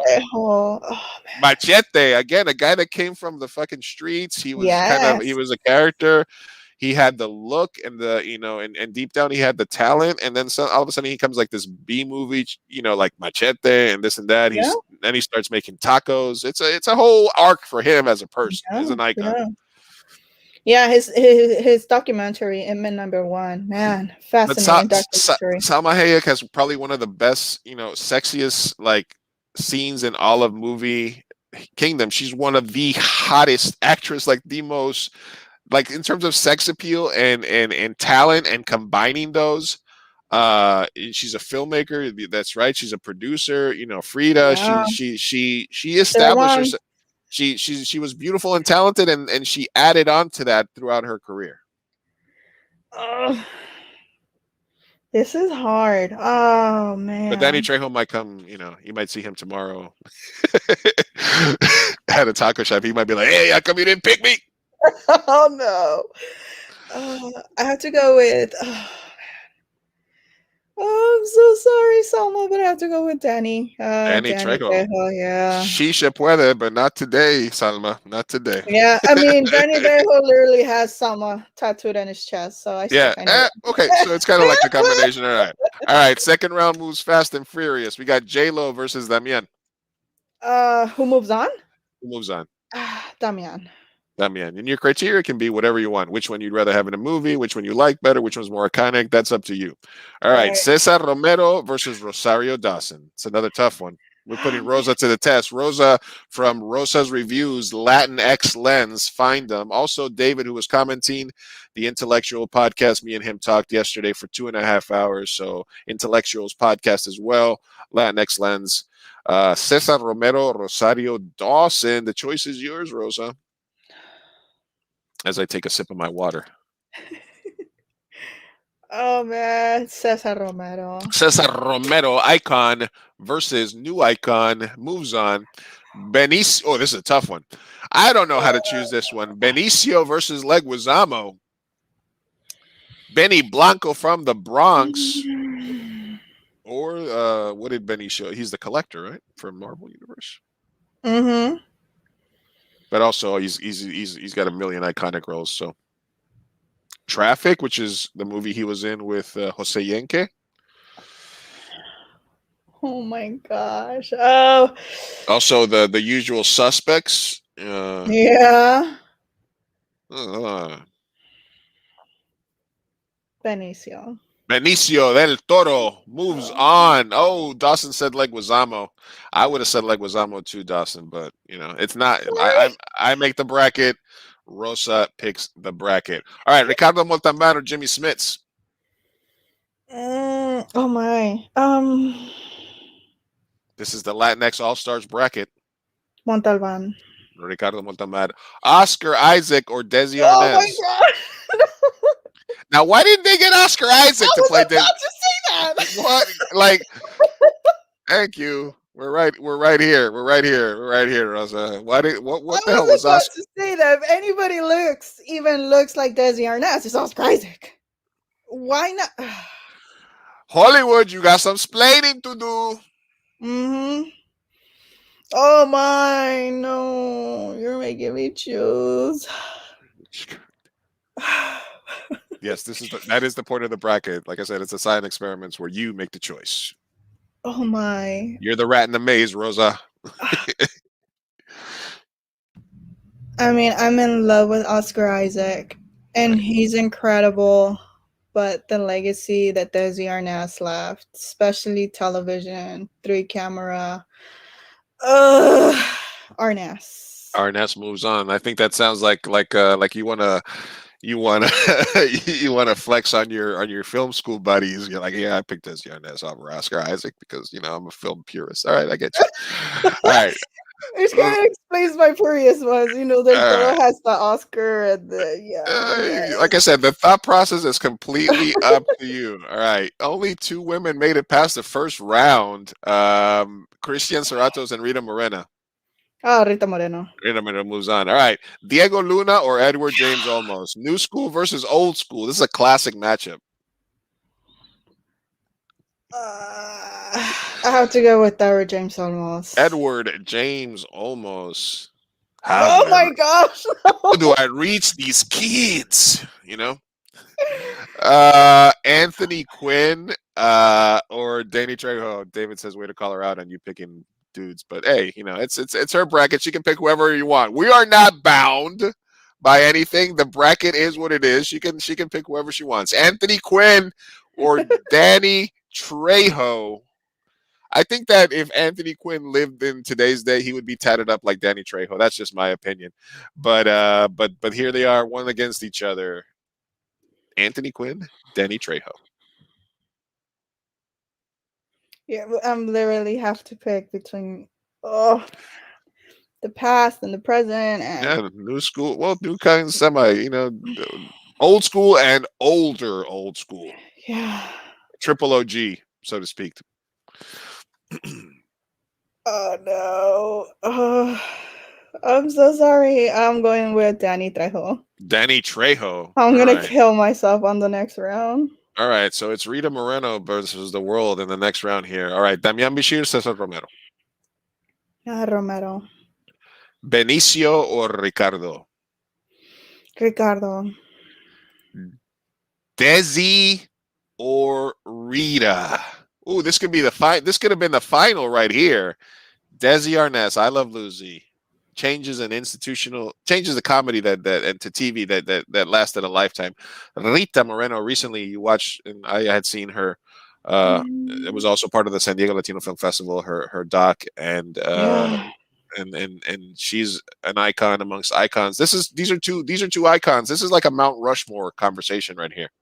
It is. It definitely is. And I have to go with Rita. Rita moves on. Edward James almost. Didn't we just have? Oh, no, it was Anthony Quinn. Danny Trejo keeps moving up the ranks. Every time it gets tough for him. He beat Anthony Quinn in the last round. Now he gets Edward James almost. And they're both. Oh man. What is it? Stand and Deliver, right? Or no, that was Yes, Stand and Deliver, one of my favorite films of all time. I went to Garfield High School. I met Jaime Escalante, and I have. Oh my God, no! Almost. All right, Danny, that was a good run for Mr. That was a good run for Danny Trejo. He had a nice run there. Let's give it up for Danny Trejo. But Edward James almost is an icon as well. All right, that gives us with a final four. All right, we got Cesar Romero in one side with Ricardo Montalban. Oh my gosh! Fantasy Island versus the original Joker. Oh. I don't know who to pick. We'll give you a thing on here. We're talking with Rosa Parra from Rosa's Review on Twitter. She also does a podcast called LatinX Lens. I've been wanting to talk to her for a while. She is a new movie critic. She is climbing up the ranks as a voice for the Latinx community. Her podcast, LatinX Lens, promotes Latinx voices as well as gives reviews honestly from a perspective that we don't often see in most movie review and most media these days. So I urge you to listen to her podcast, follow her, and kind of check her out. She's with us today. The bracket bit is a cold game once in a while because it puts you to the test. Like I said, she's a scientist, so she can understand me putting her in the lab and posing these tough questions to her that she has to really mull over in her brain. So, the choice is going to be yours. The final four are Cesar Romero, Ricardo Montalban from Fantasy Island, Rita Moreno from West Side Story, from One Day at a Time, Edward James Olmos, Stand and Deliver. These are four icons in their own right, and only one can win the Latinx All-Star Battle. The choice is yours, Rosa. Cesar Romero or Ricardo Montalban? Ricardo Montalban or Cesar Romero? Oh my God. Oh, Montalban. Ricardo Montalban moves on to the finals. My imaginary friend, yes, Ricardo Montalban moves on. And on the other one, I guess you're going to probably agonize over this one as well. but it's Rita Moreno or Edward James Olmos. Rita This is Moreno. not fair. Rita is Why can't representing. they all win? They can't. Hey, they all made the bracket. That's that. Hey, you know what? Danny Trejo was just happy to be invited, and everybody.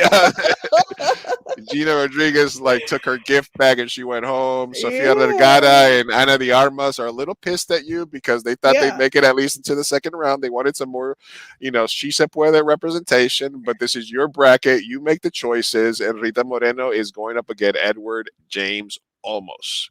Which way's your heart going? Put us in your tell us, bring us behind. Tell us your process.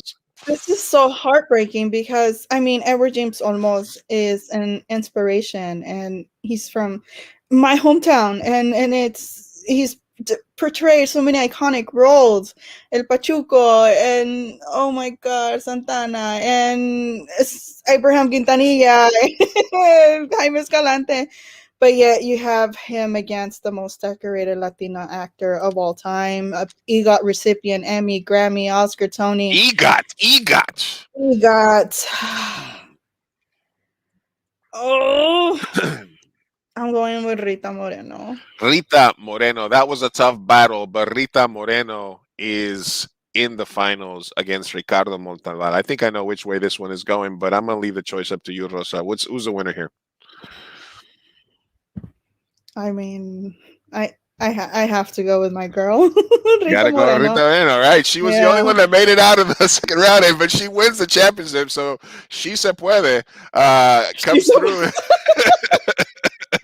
I'm crying. Rita Moreno is the Latinx. Hey, you can't go wrong between Rita Moreno and Edward James Olmos and Cesar Romero and even Anthony Quinn and all these people. These are icons out of icons, and it just speaks a lot to the type of talent that's been that during a time when we're not even getting a fair shake a lot of time and getting stuff that these people have all risen to the top. Like I said, Mario Lopez probably could have kept them off the list there. You know what I'm saying? But I wanted to put somebody from Chula Vista on there. Nice. I know that there's probably. I don't like to go deep and put people that I don't recognize myself. So I always make the list the names that I recognize the most and that I give you. So obviously there's going to be there's some omissions. Like you could probably be like, why wasn't this person on the list? Why wasn't? Because I'm the one that made the list. That's why. That's why. Because it was my list. I put the people I want on the list, but I let Rosa choose. I choose Rita Moreno. All right, let me see. Let me catch up with the comments here. What everybody think about that? Oh my God. I don't even want to hear. He was the original Khan. Yes, he was. Ricardo Montalban was the original call, and he was so good they crossed him over from the series to the films. That's a tough transition to make. All right, Rita. We have one other one. I'm going to let you do the choice. Do you want to do the fictional characters too? We can try to knock that one out real quick as well. Sure, of course. All right, let's do it. Rita Moreno one. All right, we got back-to-back bracket bits. We're going to do this last one, then we're going to let Rita go. Here on Fireside Chats with Big Chief Burrito. Again, if you've had fun, if you watched us, if you watch any part of this, make sure that you give us a follow on Facebook, facebook.com/2mburrito, twitch.tv/2mburrito, and youtube.com/2mburrito, so you can get notified when I go live with my interviews. If you go on 2mburrito as well, you can watch some of my old films. You can watch the trailer for Ladrón again tomorrow morning. So please go ahead, give us some love. We're trying to get, we're trying to get some extra, traction on YouTube is tough, so we're trying to get out there. All right. One last one. This one's the fun one. So let's breeze through this one a little bit faster. These are going to be fictional Latinx characters. Some of them are going to be played by some of the actors we saw before, but this one's a little bit more for the funsies. All right. You ready? Okay. All right. We got Dora the Explorer versus Consuela from Family Guy. No. Watch Family Guy. You buy the Latin pledge. What? Dora. All right. Maria La Huerta, the detective from Dexter. Oh. She was she was the detective that was a little bit on Dexter. And we have Manny and Gloria from Modern Family. Manny and Gloria. Modern Family. I've never seen any of these shows. Okay. I know which film, which shows they are. But I have not seen Dexter or The choice is yours. I Modern Family, I guess. All right. Ricky Ricardo Hmm. or Speedy Gonzalez. Ooh, Ricky Ricardo. Ricky Ricardo. Amy and Rosa from BK99 or the mythical Latinx comic book character Calimán. Amy and Rosa. Amy and Rosa. Topo Gigio might be a little bit before your time, but I remember Topo Gigio when I was a I kid. do too. Or Condorito. Condorito. I love Condorito. Topo Topo Gigio. He's Yeah. pulling at your head. Topo Gigio was so cute. Cisco from The Flash Ah, or Betty La Fea. Betty La Fea. Betty La Fea, like the Colombian one? Yeah, a combination of the The Betty La original Fea. one. Yeah, the original Betty La Fea. The original Betty. Yeah, Betty La Fea. The Rivera family, which is the family from One Day at a Time.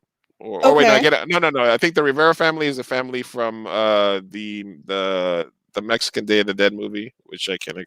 The animated Coco. Coco, and then the Alvarez family is the family from the new One Day at a Time where Rita Moreno is. So the family from Coco or the family from One Day at a Time with Rita Moreno. Oh my god, Coco's my favorite Pixar film.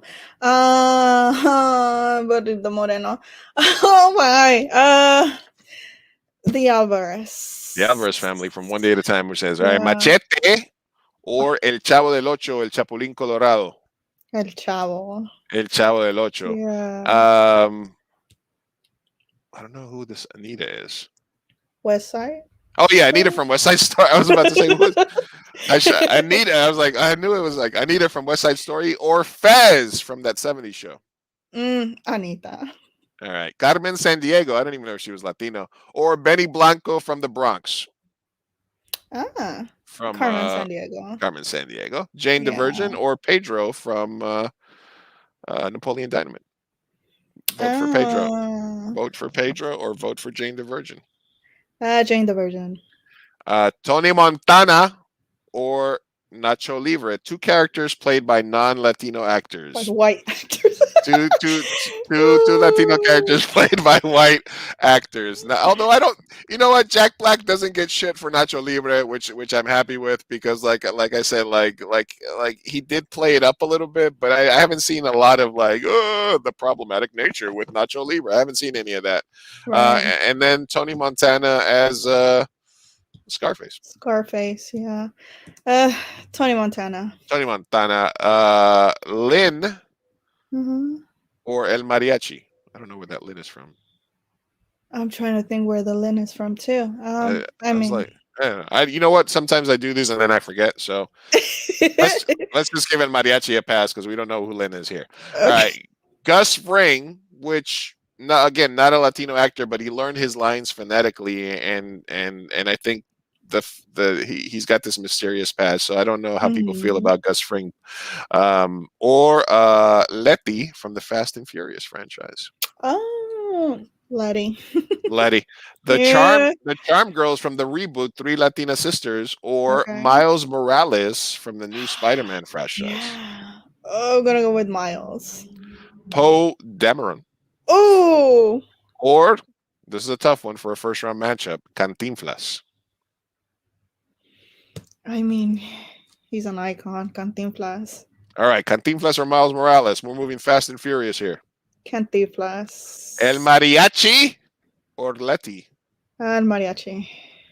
Jane the Virgin or Tony Montana? Where do you get matchups like this? Jane the Virgin or Tony Montana? Only here. Only here. Jane the Virgin. Jane the Virgin. Anita from West Side Story or Carmen Sandiego. All right. El Chavo del Ocho or the Alvarez family. Chapulín Colorado. Una torta de jamón. Yeah, una tacita de café. Sígame los buenos. El Chavo. El Chavo del Ocho. Topo Gigio or Betty La Fea. Topo Gigio. Topo Gigio. Ricky Ricardo or Amy and Rosa from BK99. Ricky. Dora or Manny and Gloria? Oh my God, Dora. All right, we got our final A here. Dora or Ricky Ricardo? In terms of a Ricky. fictional, Ricky Ricardo beats Dora. Topo Gigio or Oh, El Chavo? This is a tough one. I mean, my entire childhood has been El Chavo, so El Chavo. Anita, West Side Story or Jane the Virgin? Anita, El Mariachi or Cantinflas? Cantinflas. All right, again, as in the other one, we have 4 iconic Latinx characters of our lifetime in the final 4. There's so much Latinx talent out in the world, and right now we just got to pick which. You just got to pick which one's the best. That's it. It's no pressure. No pressure. No pressure. This is just you. All right. So we got Ricky Ricardo, El Chavo del Ocho. Both of these are my childhood. I grew up watching I Love Lucy, and then El Chavo del Ocho. Oh man, El Chavo del Ocho. And then we have Anita from West Side Story or Cantinflas. Cantinflas. Ooh, for a moment there, I thought Rita Moreno was gonna have a chance at a twofer, a little 2-piece for Anita Moreno, for Rita Moreno. All right, but it comes down to 2 classic. It's basically the icon of icons of Mexican television versus the icon of Mexican films. This is a classic TV versus movies final battle. Again, Rosa from Rosa's Reviews, LatinX Lens podcast. I make the brackets. I try to make them tough to make you. I like to see the pain. I like to see people struggle. I like to see where I like to see where people's heartstrings get pulled. I like to see the process. And this bracket has been created for maximum pain. I'm just kidding. But ultimately, 2 icons, Chicano, Mexican culture, Latin culture. I mean, I can remember, me and my dad watching Cantinflas movies. They were always on, like the Latin channels on like Saturday mornings or whatever. And then I just remember always being able to sit down, even now, and just watch Cantinflas and Chavo del Ocho, just the different characters, just a like I don't know, man. That both of these are legit icons. And this is your culture, Rosa. So no pressure. But the choice comes down to you. Oh my! Both of these are so. I mean, I couldn't have put it better myself. You just said it. They're icons. Television, film. Oh my God. I was gonna choose Cantinflas. I was. Okay. Because, I mean, when Charlie Chaplin tells you you're the best comedian ever, it's worth something. But the impact that Chavo has left in me, my girls watch him now. And did you ever watch when the ones where they would La Bruja del 61 made the brave choice? I hope it wasn't too painful. Right, well, we did the 2 hours that you said that we wanted to do, and it did breeze by pretty quickly. It did. I did want to ask you just about a couple of random movies that have kind of been like some of the ones that affected me more over the last couple of years, and then I'm going to let you go if that's okay with you. Yeah, that's fine. What did you think? Some of the movies that I really liked over the last, if they're what's some of the best movies that you saw like over the last 5 years that enter into like a pantheon of like, man, that's a movie that I can rewatch over and over. For me, Come Hell or High Water, which because I'm a huge fan of the movie Heat. I don't know if you saw that, but Come Hell or High Water is a film that really I really loved. It's kind of a bank robbery movie. But have you seen that one? Is that the one with Chris Pine and yeah, and the dude, the Big Lebowski guy, Jeff Bridges. Jeff Bridges. Okay, I don't know. He plays like the Texas Ranger, and it's like the 2 brothers that are robbing bank. Yeah. Yes. Okay, yes, it's Chris Pine and the other dude. Okay, yes. 2 white dudes, of course, always. but it's one. That's one of the movies Okay. that's like Creed. Creed. I don't know if you Oh, saw yes. Creed. The where they're playing the Tupac song and they're warming up and the camera's just going around them and they're walking into that stage, and just as somebody who grew up watching Rocky and stuff like that, the fact Creed, I can watch it any day of the week at any time. It's one of the best movies of the last couple of years. Baby Driver, I really like as well, which is a recent movie. Something that I saw recently the other day, which is I Am No Longer Here, because Oh, Netflix, yeah, Mexican movie. Yeah. yeah, but the neighborhood that he is in Queens is literally where I grew up. So that Oh, really, and the fact that it's Colombian music and stuff like that, and yeah. the cumbia, Cumbia, that yeah. that so out of those, how do you feel about those movies? And out of over the last few years, what movies have entered like that pantheon for you of just great cinema? Yes. Oh, you made some great choices. Particularly the ones that stood out, of course, is Baby Driver, Edgar Wright, directing this film. It's certainly, it was my favorite film of 2017, I think. Yeah, some Yeah. Yeah, I very much love that film. The soundtrack certainly and the editing was so stylish. It's just a fun they film. were they were editing on set. They were Yeah, editing that movie the same. Like they would shoot something, give it to the editor. yeah. Let's see how that looks. Okay, we'll do it a different way. Like that's crazy. Yes, yes, it got nominated for a few Oscars for the technical aspect of it. So yeah, certainly a strong film. I really did like Baby Driver. Yeah, I'm No Longer Here. We just recently reviewed it for one of the 5 international films that are competing. It just came out on the shortlist also, so still in contention to be Mexico's representative for best film at the Oscars. Yeah, a very powerful film of immigration, alienation, and just your culture style, a subculture that I wasn't very much familiarized with. But after watching the film is certainly one that it has stayed with me. And to have Guillermo del Toro, Alfonso Cuarón support this film and pretty much back it up, it should tell you, it speaks volumes of its quality and the narrative and all that good stuff. So yes, those films are certainly strong films. Oh man, there's so many movies. Again, I tend to lean more towards the indie films, but I think Portrait of a Lady on Fire is one of those films that it's a French film, of course, but it's a movie that's just beautifully gorgeous. Cinematography is gorgeous, and the fact that it's written and directed, there's women all around it. It's, I think you only see men for no more than a minute or two. The rest of the film is just women, starring women. And again, period pieces tend to be my jam, so I tend to naturally gravitate towards those films. What else? I did enjoy a lot Jojo Rabbit. Jojo Rabbit was certainly a movie that did sit well with me. Rocket Man. Oh my God, Rocket Really? Man. I loved Rocket Man. I'm still bitter of the Taron Egerton snub for Best Actor. The way he depicted Elton John, he did his own singing and everything. Of course, the music and how it How didn't how shy away. how would you compare it to like the Queen biopic, which kind of felt like a Wikipedia page written by the band itself, right? I was a huge supporter of Bohemian Rhapsody. I unapologetically admit it. Okay. But Rocket Man is 10 times Okay. the superior film than Bohemian Rhapsody, and I think it did suffer from coming out the year after Okay. Bohemian Rhapsody. But What'd you think of Midsommar?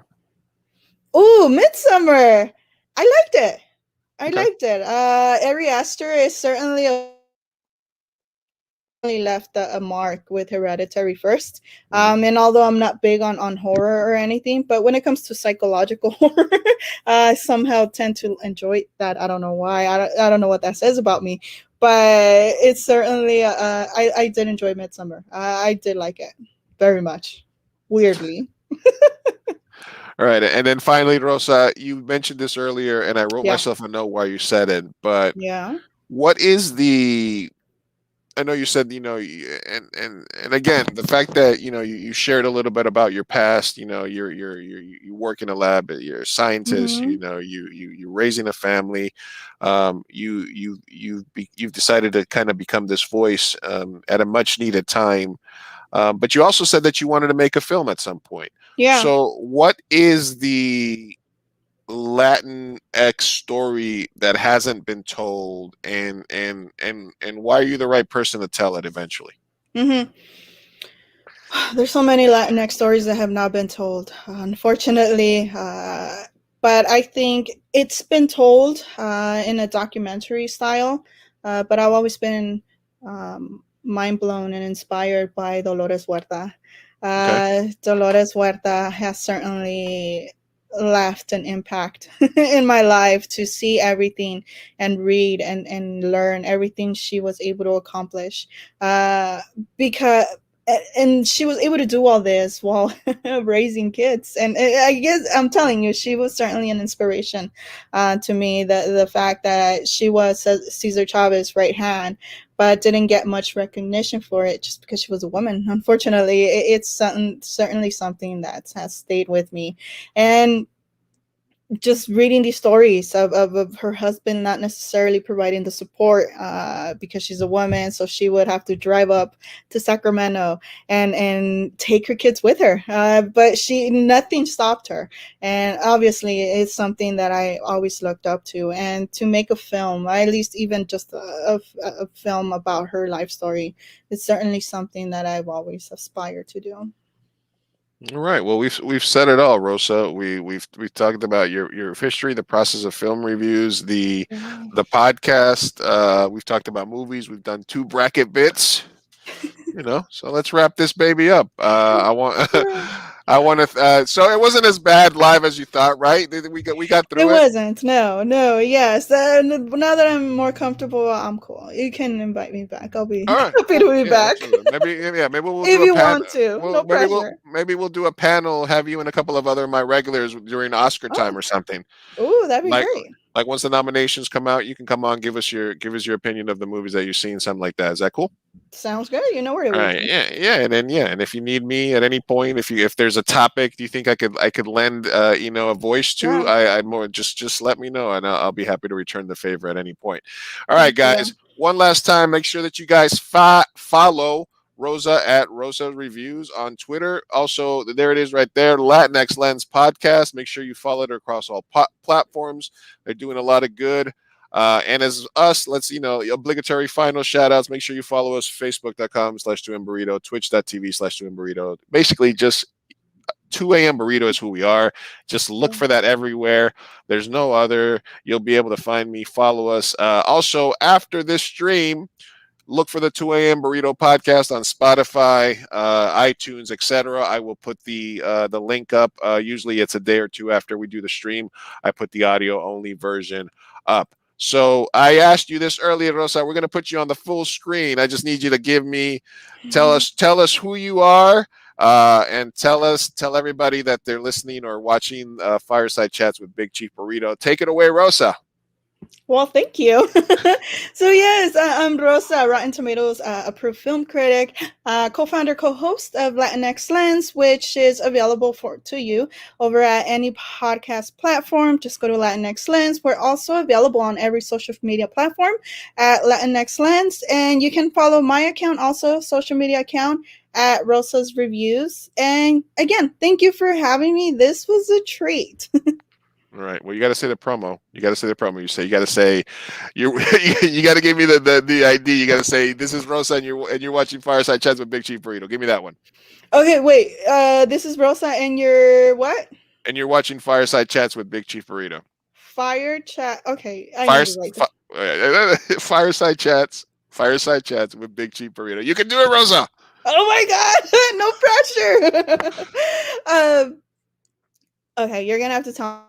Okay, this is you know what? You're good, Rosa. You're good. We're gonna let you off the hook with that one. I'll send it to you in a message. You can record it on your phone. Send it back to me later. Perfect. All right. How about that? All right. We've already done 2 hours and 13 minutes, so I'm not gonna make you do a promo now.